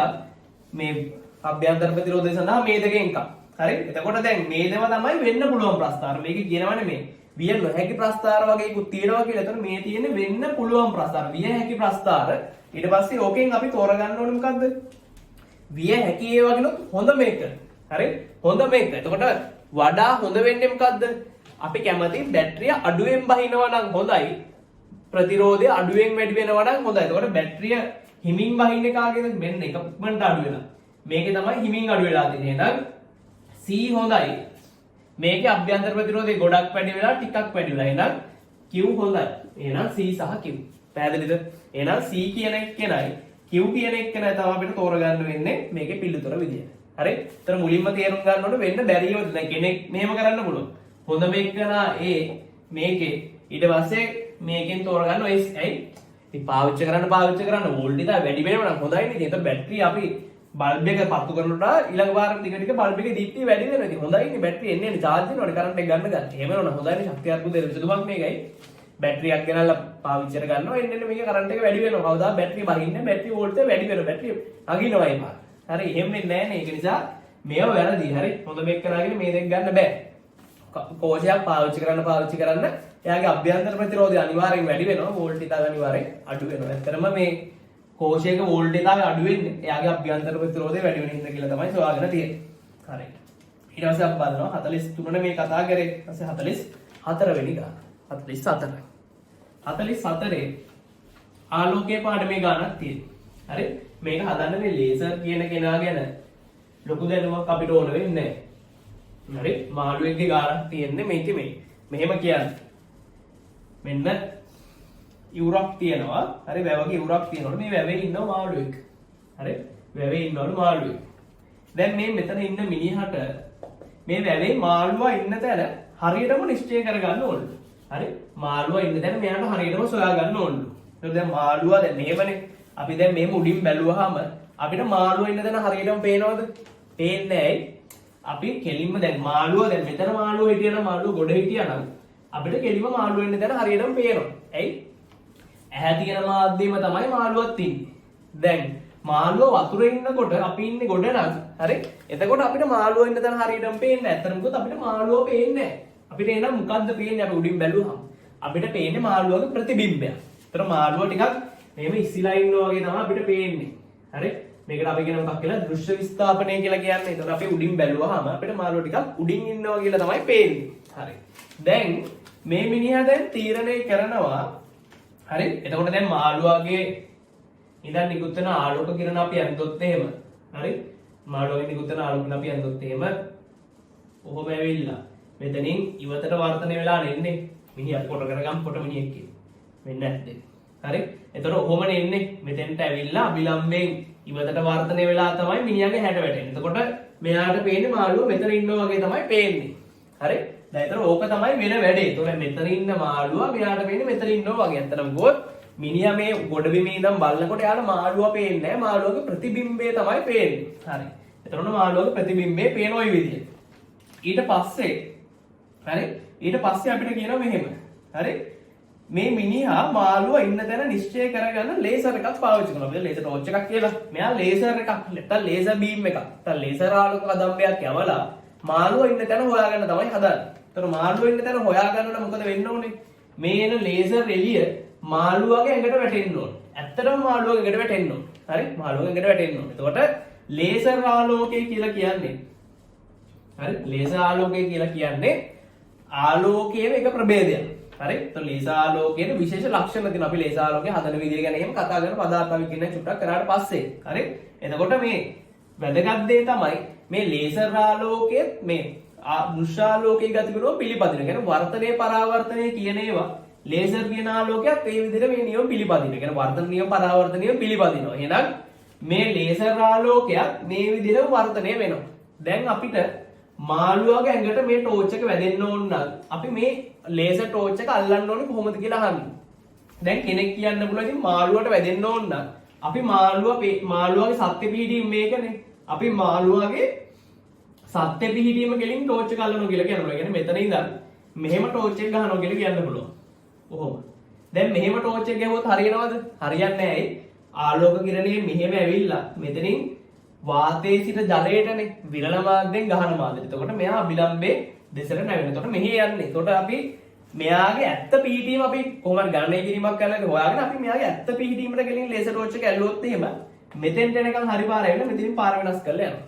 එහෙනම් දැන් මොකද්ද අපි කරන්න ඕන? මාළුවට හරියටම වැදෙන්න ඕන. එතකොට අපි ආයෙත් ගානක් හදලා බලන්න ඕනද මාළුවට වැදෙන්න කොහොමද ටෝච් එක ගහන්නේ කියලා? නෑ ගණන් හදන්න දෙයක් නෑ. අපිට මාළුව පේන තැන තියෙනවනේ. කියන්නේ මාළුවගේ දෘශ්‍ය පීඩීම තියෙනවනේ. අපි ලේසර් ටෝච් එක ගහන මාළුවගේ දෘශ්‍ය පීඩීම කෙලින්. ඒ කියන්නේ අපි මෙන්න මේ රේඛාව ඔස්සේ ටෝච් එක ගහනවා. කියන්නේ මෙන්න මේ රේඛාව ඔස්සේ. මේ මාළුවයි ඇහැ යාගන්න රේඛාව ඔස්සේ අපි ටෝච් එක ගහනවා. එතකොට මොකද වෙන්නේ? ලේසර් ආලෝක කදම්බය මේ දිගේ එනවා. හරි? මේ දිගේ එනවා. මේ ආලෝක කිරණ ආපු පාරේ අනිත් පැත්ත ගහලා යන්න මේ විදිහට. ඒතර මෙතෙන්ට ආපු ආලෝක කිරණ මොකද වෙන්නේ? මෙතනින් මෙහෙට වර්ධනය වෙලා හරියටම මාළුවට වැටෙනවා. හරි? කිසියම් ආලෝක කිරණයක් යම් මාර්ගයක ගමන් කරනවා නම් අපිට පුළුවන් ආලෝක කිරණේ ආපහු හරවලා ඒ මාර්ගයෙන් මොන මේකට මොකක් කියලා කියනවද?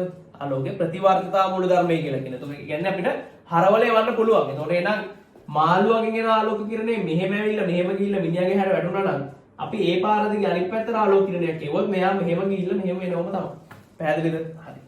එහෙනම් උත්තරේ එන්නේ මොකද්ද? මත්ස්‍යයාගේ දෘශ්‍ය පිහිටුමට කෙලින්නේ. හරි? එහෙනම් උත්තරේ කීයද? උත්තරය අංක 3. දෘශ්‍ය පිහිටුමට කෙලින් තමයි වන්න ඕන. දෘශ්‍ය පිහිටුමට කෙලින්. හරි. දැන් බලන්න 45. 45 ගා. 45 වෙනි ගා. 45 ගා. 45 ගානේ මේම දෙයක් කියනවා. හරි 45 ගානේ මේම දෙයක් කියනවා. අරය සිම්පල් A සහ ඒකක දිගක ප්‍රතිරෝධය ආරණ ලෝහ කම්බියක ඝනකම D වූ තාප සන්නායකතාවයේ K වූ ආවරණයක් යොදා ඇත. හරි. අපි ගාව තියෙනවා අරය A වෙච්ච කම්බියක්. මේ කම්බිය කියලා මේ කම්බිය අපි මේ ඝනකම D වෙච්ච තාප සන්නායකතාවයේ K වෙච්ච ආවරණයක් යොදනකොට මෙයාට ඝනකම D මෙයාගේ තාප සන්නායකතාවයේ K මෙයාගේ අරය සිම්පල් හරි ඔන්න ඔහොම කතාවක් කියනවා. මේකේ ඒකක දිගක ප්‍රතිරෝධය R. හරි එතකොට අපි හිතමු L දිගක් කියලා අපි අරන් තියෙන්නේ. හරි. L දිගක් අපි අරගන්න. මෙයාගේ ඒකක දිග ප්‍රතිරෝධය R නම් L දිගක ප්‍රතිරෝධය RL. හරි. ඒකක දිග ප්‍රතිරෝධය අපි L ගෙන් වැඩි කරනවා. හරි මම කම්බිය L දිගක් සලකනවා. හරි. දැන් අපිට කියනවා ඝනකම du තාපසන්නයි K පරිවාරක ආවරණයක් ඇත. කම්බියේ I ධාරාවක් යනවා. මේ කම්බිය දිගේ I ධාරාවක් යන සලස්සනවලු. එතකොට කම්බිය රත් වෙනවා. රත් වෙන අතර එය නියත උෂ්ණත්වයක පවත්වාගත් ද්‍රවයක් තුල ගිල්ලිය මගින් සිසිල් කරනු ලැබේ. අනවරත අවස්ථාවේදී පරිවාරක ආවරණය හරහා උෂ්ණත්ව වෙනස පිළිබඳ කුමක් සත්‍ය වේද? හරි. 아무තු කතාවක් අහන්න. හරි පොඩ්ඩක් වෙනස් කතන්දරයක් අහන්න. හරි. දැන් කොහොමද ගාන හදන්නේ? උත්තර දිහා බැලුවාම උත්තරත් මහා අමුතු විදියට තියෙනවා. හරි. දැන් මෙහෙම කියන්නේ. හරි. දැන් කම්බියක් තියෙනවා. සාමාන්‍යයෙන් මේ ධාරාව ගෙනියන සන්නායක කම්බියක් අපි නිකම්ම තියන්නේ නැහැනේ. දැන් අපි ගෙදර තියෙන කම්පියුටර් බැලුවොත් කම්බිය වටේට රබර් හරි මොනවා හරි පරිවාරකයක් දාලා තියෙන. يعني අපි ඇල්ලුවම කරන්ට් එක වැදෙන්නේ නැති වෙන එහෙම කරන්නේ. හරි කරන්ට් එක ෂෝට් වෙන්නේ නැති වෙන්න අපි මෙයා පරිවාරයකින් වහලා තියෙන්නේ. එතකොට මේක අපි කෝට් එකකින් වහලා තියෙන්නේ. කෝට් එක කියන්නේ ආවරණයක් දාලා තියෙන්නේ. හරිද? එතකොට මෙන්න මේ ආවරණයේ ඝනකම dලු එයාගේ තාප සන්නායකතාවයේ kලු. දැන් මෙයා හරහා I ධාරාවක් යනකොට මේ කම්බිය රත් වෙනවනේ. එතකොට මේ කම්බිය රත් වෙනකොට ඉතින් පරිවාරකෙත් රත් වෙනවා. හරි? එතකොට මෙයා ගොඩාක් රත් වෙන එක වළක්ව ගන්න අපි මෙයාව ගිල්ලනවලු මේ ද්‍රව භාජනයක් ඇතුලේ. හරි? ද්‍රවයක් තුල ගිල්ලනවා. එතකොට මේ ද්‍රවය තුල ගිල්ලුවාට පස්සේ මෙයාට පුළුවන් මෙන්න මෙයා රත් වෙන එක වළක්ව ගන්න. හරි? එතකොට අපි නිකන් පොඩි කතාවක් තියෙනවා. ඊට පස්සේ කොහොම හරි මෙයා රත් වෙලා අනවරත අවස්ථාවට ආවට පස්සේ අපිට කියනවා මේ පරිවාරක ආවරණය හරහා උෂ්ණත්ව වෙනස ඩෙල්ටා තීටා. එතකොට දැන් මෙහෙමයි. දැන් අපි මුලින් තේරුම් ගන්න ඕන දේ තමයි මේ පරිවාරක ආවරණය හරහා තාපය ගලාගෙන යන්නේ කොහේ ඉඳන් කොහෙටද කියන එක මුලින් තේරුම් ගන්න ඕන. හරි? දැන් තාපය නිපදවන්නේ කවුද? තාපය නිපදවන්නේ කවුද? කම්බිය. කම්බිය තමයි තාපය නිපදවන්නේ. මෙන්න මේ ඇතුලේ ගිහිල්ලා තියෙන කම්බිය තමයි තාපය නිපදවන කෙනා. හරි. එතකොට කම්බිය තාපය නිපදවනවා. ඒ තාපය කොහෙටද යන්නේ? මේ පරිවාරක ආවරණය හරහා ගිහිල්ලා මේ එළියට තමයි යන්නේ. මේ බාහිර පරිසරයට යනවා. මේ වටේ තියෙන තෙල් එකට තමයි යන්නේ. එතකොට අපි මේ පැත්තෙන් බැලුවොත් එහෙම මේ තියෙන්නේ කම්බිය. තාපය ගලාගෙන යන්නේ කොහොමද? මේ විදිහට. තාපය ගලාගෙන යන ওই විදිහට. හරි? අරීය තාප සංවහනයක් ගැන තමයි මේකෙදි කතා වෙලා තියෙන්නේ. හරි? හැබැයි අපි සිලබස් එකේදී අරීය තාප සංවහන පිළිබඳ ඉගෙනගෙන නැහැ. අපි කතා කරේ අක්ෂීය තාප සංවහන. කියන්නේ අපි කතා කරේ දණ්ඩක් මෙහෙම තියෙනවා නම් දණ්ඩ දිගේ තමයි තාපය ගියේ. මෙහෙම තාපය ගියේ නැහැ. මේ පැත්තට තාපය ගියේ නැහැ. අපි අක්ෂීය තාප පරිවාරමේ තන් සංවහනයක් ගැන කතා කරලා නැහැ. හරි. එතකොට අපි අවුලක් නැහැ බලනවා ගාන දිහා. හරි? එතකොට දැන් ඔන්න ඔහොම කතාවක් තමයි කියලා තියෙන්නේ. හරි. එතකොට මෙන්න කතාව. එතකොට මේකේ මේ ඝනකම D මේක A. හරි. දැන් මෙහෙම දෙයක් තියෙනවා. දැන් ඉතින් මොන જાතිය තාප සන්නායනයක් ආවත් අපි තාප සන්නායනයත් එක්ක ඉගෙනගත් එක සමීකරණයනේ මොකද්ද? ඩෙල්ටා Q බෙදීම ඩෙල්ටා T සමානයි Ka වාරයක් ඩෙල්ටා θ බෙදීම ඩෙල්ටා L. හරි? ඒතර මේ සමීකරණේ දාන්න පුළුවන් අක්ෂීය තාප සන්නායනයට විතරයි. කියන්නේ අක්ෂීය විතරයි. හරි? මේ වගේ වල මේක වළංගු වෙන්නේ නැහැ. පැහැදිලිද? හරි. එතකොට මේකෙදි මෙහෙම දෙයක් තියෙනවා. දැන් මේකේ හරි අපි පොඩි උපකල්පනයක් කරනවා. දැන් තාපය මෙහෙම යන්නේ එකනේ ප්‍රශ්නේ. ওই විදිහට යන්නේ එකනේ ප්‍රශ්නේ. දැන් මේකෙදි තියෙන ප්‍රශ්නේ මොකද්ද? දැන් අක්ෂීය තාප සන්නායනයක් වෙනකොට මේකේ දැන් තාපය ගලාගෙන යනකොට මේ පැත්තට මෙතන හරස්කඩ වර්ගඵලය මෙතන හරස්කඩ වර්ගඵලය ඔක්කොම හරස්කඩ වර්ගඵල නියතයි. හරි? හරස්කඩ වර්ගඵලය කැපිටල් A නම් කැපිටල් A නියතයිනේ. දැන් මෙතන තියෙන ප්‍රශ්නේ මොකද්ද? මේකෙදි එන්න හරස්කඩ වර්ගඵලය වැඩි වෙනවා. ඒකත් ප්‍රශ්නයක්. හරි? එන්න හරස්කඩ වර්ගඵලය වැඩි වෙන එක ප්‍රශ්නයක්. හරි? එතකොට මේක හරස්කඩ වර්ගඵලය එන්න වැඩි වෙනවනේ. එතකොට ওই ඉෆෙක්ට් එක නැත්තම් හරස්කඩ වර්ගඵලය වැඩි වෙනවා කියන එක අවම වෙන්න නම් මොකද වෙන්න ඕනේ? මෙන්න මේ A කියන එකට සාපේක්ෂව D කියන එක නම් ඊටම කුඩා වෙන්න ඕනේ. හරි? A ට සාපේක්ෂව අනිත් පැත්තට මේක ලියලා දෙන්න. හරි? D නේ මුලින් තියෙන්නේ. ඒ කියන්නේ මේකේ ඝනකම ගොඩක් අඩු වෙන්න ඕනේ. හරි? D ට සාපේක්ෂව A ගොඩක් අඩු වෙන්න ඕනේ. හරි. ඒතර D ට සාපේක්ෂව ගොඩක් අඩු වෙනවා. ඒ කියන්නේ උත්තරේ අන්ත 1 හෝ 4 තමයි එන්න පුළුවන් උත්තර. දැන් අපි දාන හදලා බලමු. හරි? හැම D ටම හරියන්නේ නැහැ. මොකද මේක හරියන්නේ අක්ෂීය සන්නායන වලට විතරයි. ඒතර අපි අර වගේ පොඩි උපකල්පනයක් කරලා ගන්න ඕනේ. හරි. දැන් අපි මේකට සූත්‍රයට ආදේශ කරමු. හරි. මම ගන්නවා දණ්ඩේ L දිගක්. හරි. දැන් දණ්ඩ දිගේ මේ ඇතුළේ තියෙන කම්බිය දිගේ I ධාරාවක් යනවානේ. එතකොට මට කියන්න මේ දණ්ඩේ තාපයේ නිපදවන ශීඝ්‍රතාවය කීයද? අපි දානවා P සමානයි I වර්ගය R. එතකොට I වර්ග R. එතකොට මෙච්චර තාපයක් නිපද වෙනවා. ඒ තාපය තමයි මේක දිගේ සන්නායන වෙන්නේ. නම් තාප සන්නායන ශීඝ්‍රතාවය I වර්ග R.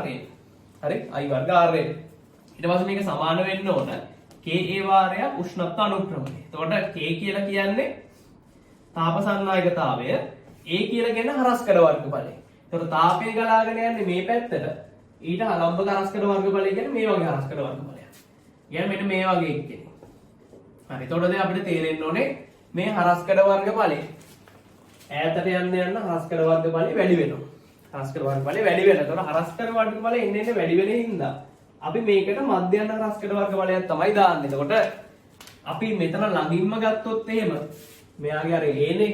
එතකොට අපි දන්නවා හරස්කඩ වර්ගඵලය ගන්න කොහොමද අපි a 1 කියලා ගමු ළඟ එක්ක නම් 2πrl නේ 2πrl. එතකොට 2πal හරි. ඊට පස්සේ ඒ දෙක කියලා අපි ගත්තොත් එහෙම මේ ලොකු එක නම් මෙයාගේ ගණකම d නේ. එතකොට මෙයාගේ අරේ ලොකු එකනාගේ අරේ d ධන a. එතන අපිට එනවා 2π d ධන a වාරයක් l. හරි. එතකොට එහෙනම් මෙතෙන්ට දාන්නේ මධ්‍යන්‍යයගේනේ. මේ දෙක එකතු කරලා දෙකෙන් බෙදලා දාන්නේ. කියන්නේ මධ්‍යන්‍ය ගන්නකොට ඒක ධන ඒ දෙක බෙදීම දෙක තමයි දාන්නේ. එතකොට මේ දෙක එකතු කරලා දෙකෙන් බෙදන්න. හරි. එතකොට අපිට එන්නේ මේ දෙක එකතු කරලා දෙකෙන් බෙදුවා අපි සුළු කරලා දාමු ඔන්න 2πal ධන 2π d ධන a වාරයක් l බෙදීම 2. එතකොට මේ දෙකට මේ දෙක කැපෙනවා. එතකොට අපිට එන්නේ 5a l ධන 5 dl ධන 5a. එතකොට මෙතන ඔන්න අපිට පළමු උත්තර දිහා හරි. අපි මෙහෙම ගන්නවා මෙතනින්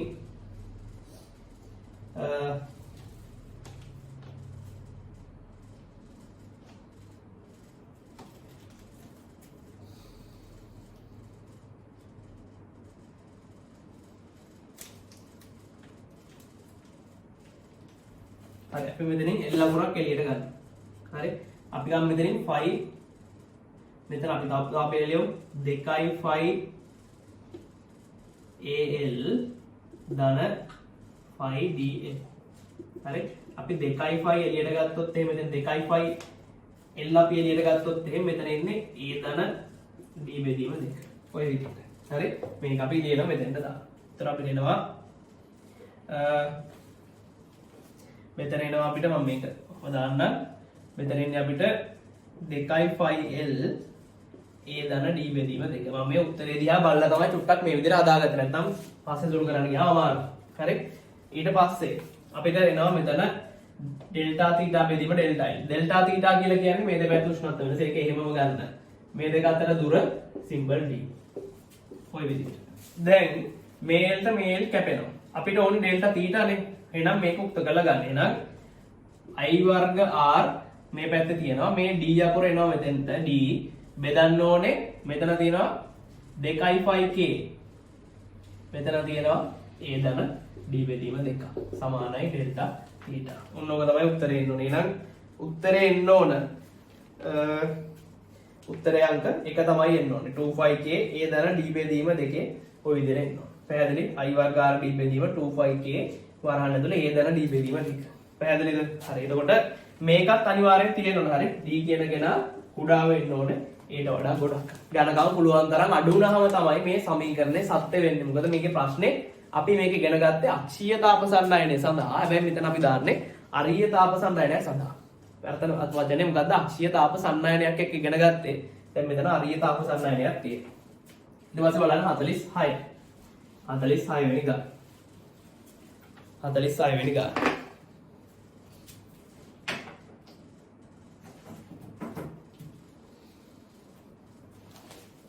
හරි 46 වෙනි ගාන. 46 වෙනි ගාන චුට්ටක් වෙනස් ගානක්. අපිට ඒ කියන්නේ එක් සමීකරණයක් ලියලා එකපාරට උත්තරේ ගන්න බෑ. හරි? සමීකරණයක් එකපාරට උත්තරේ ගන්න බෑ. අපිට චුට්ටක් හිතන්න වෙනවා ගාන හදනකොට. හරි? අපිට මෙතන තියෙනවා. හරි? ගානේ කියලා තියෙන මෙන්න මෙහෙම. අරේ කැපිටල් R වල සන්නායක නොවු ගෝලයක්. හරි අපි සාමාන්‍යයෙන් හදන්නේ මේ සන්නායක වස්තු එක්ක ගණන්දුරු කරන්නේ. මෙතන තියෙන සන්නායක නොවු ගෝලයක්ලු. හරි? අරේ කැපිටල් R වල සන්නායක නොවු ගෝලයක්. හරි? ගෝලයක් තුළ ඒකාකාර ධනාරෝපණ ඝනත්වයක් පවතී. ගෝලයක් තියෙනවා. මේකේ ධනාරෝපණ ඒකාකාරව ව්‍යාප්ත වෙලා තියෙනවා. ඇයිද මේක පරිවාරක ගෝලයක් උනේ? සන්නායක ගෝලයක් වුණාට මොකද වෙන්නේ? මෙයාට අපි ධනාරෝපණ දුන්නා, ඍණාරෝපණ දුන්නා, මොනවද දුන්නත් ඔක්කොම ටික බාහිර පෘෂ්ඨයට එනවනේ. දැන් මේක සන්නායක ගෝලයක් නෙවෙයි. ඒක නිසා ඔක්කොම ටික එළියට එන්න ඕන කියලා කතන්දරයක් නැහැ. හරි? එතකොට ඔන්න ඔහොම තියෙනවා. මෙන්න හරි? ඊට පස්සේ අපිට කියනවා මෙහෙම අරය ආරු සන්නායක නෝ ගෝලයක් තුල ඒකාකාර ධනාරෝපණ ඝනත්වයක ඝනත්වයක් ව්‍යාවෘත වී ඇත. හරි. අපෙන් අහන්නේ කේන්ද්‍රයෙන් මයින දුරත් එක්ක. හරි.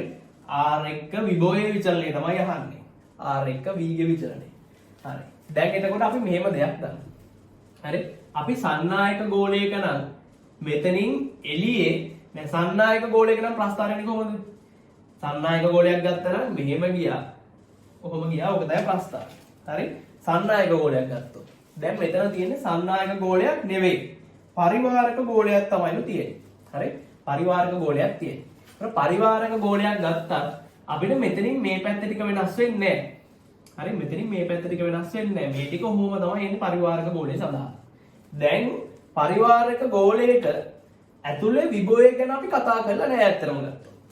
එහෙනම් අපි උගන්වනකොට සිලබස් එකේ කොහෙවත් නැහැ පරිවාරක ගෝලයක ඇතුලේ විභවය විචලනයේ ප්‍රස්ථාරයක් අඳින්න කියලා. දැන් මේ ප්‍රශ්නය අහලා තියෙන්නේ අවුට් ඔෆ් සිලබස්ද? නැහැ. අපි හැබැයි දන්න දේවල් වලින් මේකට උත්තරේ ගන්න පුළුවන්. අපි දන්නවා පරිවාරක ගෝලයක කේන්ද්‍රයේ සිට මනින දුරත් එක්ක තීව්‍රතාවයේ විචලනය දන්නවා. තීව්‍රතාවය ආවේ කොහොමද? මෙහෙම ගියා. ඊට පස්සේ ඔහොම අඩුණා. ඔය වගේ කෙනෙක් නේ ආවේ. තීව්‍රතාවය විචලනය. හරි. තීව්‍රතාව විචලනයේ ප්‍රස්ථාරය දන්නවා. හරි. එතකොට තීව්‍රතාවයේ ප්‍රස්ථාරය අපි දන්නවා. විභවයේ ප්‍රස්ථාරය අපි කතා කරලා නැහැ. එතකොට කොහොමද අපි දැන් මේක ගලපගන්නේ? තීව්‍රතාවයයි විභවයයි අතර පොඩි සම්බන්ධයක් තියෙනවා. මොකද? අපි දන්නවා තීව්‍රතාවයේ විශාලත්වයේ සමාන වෙනවා විභව අනුක්‍රමණයට. නේ? විභව අනුක්‍රමණයට. එතකොට මේ තියෙන්නේ හොඳට බැලුවොත් අපිට තේරෙනවා විභවයයි දුරයි අතර ප්‍රස්ථාරයනේ. ඒ කියන්නේ මේක අපි මේ ප්‍රස්ථාරය අනුක්‍රමණය ගත්තොත් එන්නේ ඩෙල්ටා v බෙදීම ඩෙල්ටා r නේ. කියන්නේ විභව වෙනසක් බෙදීම ඒ තැන් දෙක අතර දුරනේ. කියන්නේ මේකෙන් එන්නේ මොකද අනුක්‍රමණය. විභව අනුක්‍රමණය එන්නේ. කියන්නේ මේ ප්‍රස්ථාරය අනුක්‍රමණයෙන් අපිට එන්නේ තීව්‍රතාවය. මේ ප්‍රස්ථාරය අනුක්‍රමණයෙන් තීව්‍රතාවය එන්නේ. හරි. එතකොට එහෙනම් මෙහෙම එන්න පුළුවන්ද උත්තරේ? මෙහෙම එන්න බෑයි. මෙහෙම එන්න බැරියයි. මේ ගෝලයේ ඇතුලේ ලක්ෂයක් ගත්තොත් මේ ගෝලයේ ඇතුලේ ලක්ෂ වලට තීව්‍රතාවයක් තියෙනවා. ඒත් තීව්‍රතාවයක් තියෙනවා නම් හරි ප්‍රස්ථාරය මේ වෙන්න පුළුවන්ද? බෑ. මේ එහෙනම් අනුක්‍රමණයක් තියෙනවා. අනුක්‍රමණය බිඳුව වෙන්න බෑ.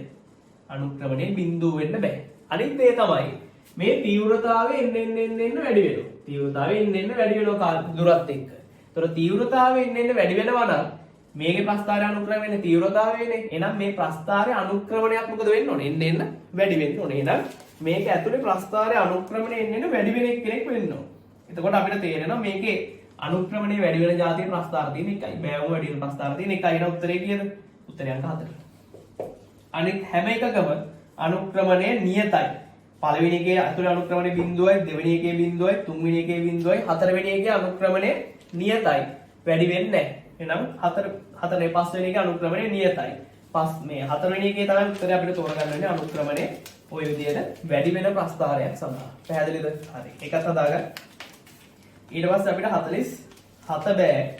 අපිට හැබැයි 48 වෙනි ගාන පුළුවන්. 48 පුළුවන්. ඊට පස්සේ අපි බලනවා 48 වෙනි ගාන.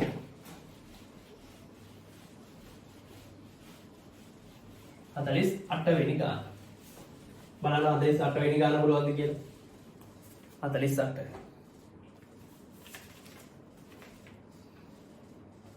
අපි ගාව තියෙනවා ඍණාරෝපණයක්, ඍණ ලක්ෂීය ආරෝපණයක්. ඊට පස්සේ අපි ගාව තියෙනවා ආයි තවත් ඍණ ලක්ෂීය ආරෝපණයක්. ඊට පස්සේ මැද තියෙනවලු පාරක්. අපි ධනාරෝපණය, ලක්ෂීය ධනාරෝපණයක් මේ පාර දිගේ අරන් යනවා කියලා තමයි කියන්නේ. ලක්ෂීය ධනාරෝපණයක් අපි මේ පාර දිගේ අරන් යනවා මේ පැත්ත. x අක්ෂයේ ධන දිශාවට අරන් යනවා. හරි? අපෙන් අහන්නේ ඍණාරෝපණ දෙක නිසා ධනාරෝපණය මත ඇති වෙන සඵල බලයේ විශාලත්වය f දුර x සමග විචලනය වෙන ආකාරය. හරි? කියන්නේ මෙයා මේක දිගේ අරන් යනකොට මේ දෙන්න මගින් මෙයාට බල ක්‍රියාත්මක වෙනවනේ. උදාහරණයක් විදිහට අපි සාධාරණ අවස්ථාවක් ගත්තොත් මෙයා මගින් මෙයාව ආකර්ෂණය කරනවා මෙහෙට f, මෙයා මගින් මෙයාව ආකර්ෂණය කරනවා මෙහෙට f. හරි? ඔය විදිහේ බල ඇති වෙනවනේ. ඔය බල මගින් මේ බල දෙකේ සම්ප්‍රයුක්තය ගැන තමයි අපෙන් අහන්නේ. හරි. එතකොට අපිට කියන්නේ ප්‍රස්ථාරයක් අදින්න කියලා. දැන් මේකෙදී අපි මේ ප්‍රස්ථාරය අදිනකොට හරි x f නේ තියෙන්නේ. මේ ප්‍රස්ථාරය අපි අදිනකොට මෙහෙම කරොත් හරියන්නේ නැහැ. ඒ කියන්නේ මේකට අපි සමීකරණයක් ගොඩනගාගෙන x සමාන mx හරි මොකක් හරි වර්ග සමීකරණයක් එහෙම එකක් හදලා ගත්තොත් හරියන්නේ නැහැ. මේ ප්‍රස්ථාරේ බලන්න අපි ලේසි ක්‍රමයෙන් බලන්න මුලින්. බලන්න ප්‍රස්ථාරේ දැන් මේක දෙපැත්තක් තියෙනවනේ. ඍණානන්තය බලන්න, ධනානන්තය බලන්න, බිඳුව බලන්න. හරි? ප්‍රස්ථාරේ කොහෙද බලන්න ඕනේ? x ධනානන්තයේදී, x ඍණානන්තයේදී ඊට පස්සේ බිඳුවේ. මට එකක් කියන්න මේ ආරෝපණය ධනාරෝපණය මොන ආරෝපණයක් වුණත් අනන්තයේ තියෙනකොට කාගේවත් බලපෑමක් නැහැනේ. මෙයාගෙනුත් බලපෑමක් නැහැ, මෙයාගෙනුත් බලපෑමක් නැහැ. එහෙනම් අනන්තයේදී උත්තරේ බිඳුව වෙන්න ඕනේ. කොහොම එන්න ඕනේ? ධනානන්තයට ගියත් මොකද වෙන්නේ? බලපෑමක් නැහැ. අනන්තයේදීත් උත්තරේ බිඳුව වෙන්න ඕනේ. හරි? උත්තරේ බිඳුව වෙන්න ඕනේ. ඊට පස්සේ හරි මැදට ආවම මොකද වෙන්නේ? මෙහෙට f එකක් තියෙනවා, මෙහෙට f එකක් තියෙනවා. මේ විශාලත්වයෙන් සමානයි මේ දෙන්න. එහෙනම් මේකට මේ කැපිලා ගිහිල්ලා සම්ප්‍රේක්ෂයේ බිඳුව. එහෙනම් මෙතනත් උත්තරේ බිඳුව වෙන්න ඕනේ. එහෙනම් බිඳුව වෙන විදිහේ ප්‍රස්ථාරයක් දිහා තමයි බලන්න ඕනේ. එහෙනම් උත්තරේ ලියන්න. උත්තරේ අංක 2. දැන් මේ මැද්දෙන් ඇයිද මෙහෙම කඳු දෙකක් ආවේ? මේක අනුකල්ලේ අවකල්ලේ කරලා බලන්න ඕනේ. එහෙම ඕනේ නැහැ. බිඳුව වෙන තැන් තුන හොයාගත්තා. එච්චරයි බලන්න තියෙන්නේ. අනිත් ඒවා ගැලපෙන්නේ නැහැ නේ කිසිම විදිහකට නේ. හරි. දැන් බලන්න 50 ගාන. 50 වෙනි ගාන. අන්තිම ගාන පේපර් එකේ 50 වෙනි ගාන. බලන්න 50 ගාන දාගන්න පුළුවන්ද කියලා. 50 වෙනි ගාන. හරි? මේක පේපර් එකේ අන්තිම ගාන උනාට එච්චරම අමාරු ගානක් නෙමෙයි. පොඩි දේවල් ටිකක් තමයි තේරුම් ගන්න තියෙන්නේ. හරි? පොඩි දේවල් ටිකයි තේරුම් ගන්න තියෙන්නේ. 50 ගාන. හරි? මෙන්න කූඤ්ඤ දෙකක් තියලා තියෙනවා සර්ව සම කූඤ්ඤ දෙකක්. හරි? 45 90 45 45 90 45 මේකත් 45 90 45. ඊට පස්සේ මැද තියලා තියෙනවා ගණකයක්. හරි? ඔය විදිහට. මෙයාගේ ස්කන්ධය කැපිටල් A. හරිද? දැන් අපෙන් අහන්නේ මෙහෙම කියනවා. මේ දෙන්නගේ ස්කන්ධ සිම්පල් m ඇගිල්ලලු. හරි? අපිට කියනවා ඝනකයේ සහ කූඤ්ඤ අතර ඝර්ෂණයක් නොමැති නම් ඝනකයේ සහ කූඤ්ඤ අතර මේ දෙන්න අතර ඝර්ෂණ බල නැහැ. හැබැයි පොළොව සහ මේ අතර ඝර්ෂණ බල තියෙනවා. හරි? ඝනකයේ සහ කූඤ්ඤ අතර ඝර්ෂණයක් නොමැති බව උපකල්පනය කරන්න. කූඤ්ඤ සහ පොළොව අතර ස්ථිතික ඝර්ෂණ සංගුණකයේ μ. මේ පොළොවයි කූඤ්ඤ අතර ස්ථිතික ඝර්ෂණ සංගුණකයේ μ. හරි? μ වේ. කූඤ්ඤ චලනය නොවි සන්තුලනය කළ හැකි විශාලතම m වගේ. හරි. අපි මෙහෙම කරනවා. හරි? මෙන්න m ස්කන්ධයක් අපි තියලා තියෙනවා. මෙන්න මෙයා දැන් තල් වෙනවා දැන් මෙහෙටනේ. ඝර්ෂණ බලය මෙහෙට තියෙනවා f. මෙයා ඝර්ෂණ බලය මෙහෙට තියෙනවා f. මේ දෙන්න ස්පර්ශ වෙලා තියෙනවා. ඒතර මෙයා මගින් මෙයාට r අභිලම්බ ප්‍රතික්‍රියාවක් දෙනවා. මෙයා මගින් මෙයාට r අභිලම්බ ප්‍රතික්‍රියාවක් දෙනවා. දෙපැත්ත සමමිතිකයිනේ. අපි සංකේත දෙකක් ගන්න ඕනේ. මෙතනත් r කියලා අපිට ගන්න පුළුවන්. මෙයාගේ බර පල්ලෙහාට තියෙනවා mg අභිලම්බ ප්‍රතික්‍රියාව තියෙනවා මම s කියලා දාගන්නම්. මෙයාගේ බර පල්ලෙහාට තියෙනවා mg අභිලම්බ ප්‍රතික්‍රියාව මම s කියලා දාගන්නම්. හරි. ඊට පස්සේ මෙයාගේ බර තියෙනවා පල්ලෙහාට කැපිටල් mg. හරි. දැන් ඕක තමයි කතන්දරේ. තාම මම m ගේ උපරිමගය කියන තැනට ආවේ නැහැ. නිකන් m ස්කන්ධයක් තියලා තුන මේ විදිහට මේ දෙන්නා ඝර්ෂණ බලය හොලකම් කරලා තියෙනවා. දෙපැත්ත සම්මිතික නිසා බල සමමිතික වෙන විදිහට අඳගෙන තියෙනවා. හරි. දැන් මම මුලින්ම මෙයාගේ සම්මිතිකතාවය සලකනවා. මෙයාගේ සමතුලිතතාවය ගන්න කරා. මෙයාගේ සමතුලිතතාවය අනුව විතර දැන් මෙතන 45යි නෙන්නේ බැලලා ගත්තොත් එහෙම. හරි. ඒතර අපිට ලියත හැකි මෙයාගේ ඉහළට බලයි පහළට බලයි සමානයිනේ. කාගේද? කැපිටල් M ගේ සමතුලිතතාවය අනුව සිලස් සමතුලිතතාවය අනුව අපිට ලියත හැකි 2r r cos 45 r cos 45 2r cos 45 සමානයි mg. ඒතර අපිට ලියත හැකි 2r හරි දැනට ඔබ තියමු. ඔන්නම් සුළු කරමු 2r cos 45 කියලා කියන්නේ කයට මූල 2යි සමානයි mg. ඒතර අපිට එනවා r සමානයි mg බෙදීම මූල 2යි. මේකට මේ කැපිටල් මූල 2. ඒතර මේක මේ වෙතර බෙදෙන. ඒතර r සමානයි mg බෙදීම මූල 2යි. මේ දෙන්න අතර අපි ලම්බ දෙකයි. හරි. ඊට පස්සේ මම ගන්නවා කූඤ්ඤයක්. හරි. අපි ඕනනම් කූඤ්ඤයක් වෙන බැඳගමු වෙන්න කූඤ්ඤය. මෙන්න කූඤ්ඤය තියෙනවා. මෙයාට මේ පැත්තට ඝර්ෂණ බලය තියෙනවා. මෙයාට උඩට S ප්‍රතික්‍රියාවක් තියෙනවා. පල්ලෙහාට සිම්බල් mg තියෙනවා. මෙතනින් මේ පැත්තට r තියෙනවා. මෙතන අපි රේඛා දෙකක් ගහගත්තොත් මෙතන කෝණය 45යි මෙතන කෝණය 45යි. හරි. දැන් අපි ශූන්‍යයත් සමතුලිතයිනේ. ශූන්‍යයේ සමතුලිතතාවය සලකලා මම දානවා මේකේ සිරස් සමතුලිතයයි තිරස් සමතුලිතයයි සලකනවා. මම මෙයන්ගේ සිරස් සමතුලිතය සැලකුවොත් එහෙම අපිට ලියත හැකි පල්ලෙහාට තියෙනවා mg තව තියෙනවා r cos 45. එතකොට mg ධන r cos 45 සමාන වෙන්න ඕනේ. උඩට තියෙනවා s. s ට. එතකොට අපිට ලියන්න s සමානයි mg ධන r කියන කෙනා වුණා අපිට මෙයා දාන්න පුළුවන්. r කියලා අපි මොකක්ද දැනට හරි r cos 45. r cos 45 කියලා කියන්නේ එකයට මුල දෙකයි. ඔහොම තියෙනවා. හරි. ඊට පස්සේ අපි මෙයාට හරි දැන් අපි ඔතෙන් දෙනකන් ආවා. ඊට පස්සේ අපි මෙයාගේ තිරස් සමතුලිතය සලකනවා. මේ පැත්තයි මේ පැත්ත. එතකොට තිරස් බලේ ඉන්න මෙයාගේ විභේදනය මෙයයි. එහෙනම් f කියන කෙනා සමාන වෙන්න ඕන. f කියන කෙනා සමාන වෙන්න ඕන. මෙන්න මේ r cos 45ට. cos 45. හරි. f කියන කෙනා සමාන වෙන්න r cos 45ට. හරි. දැන්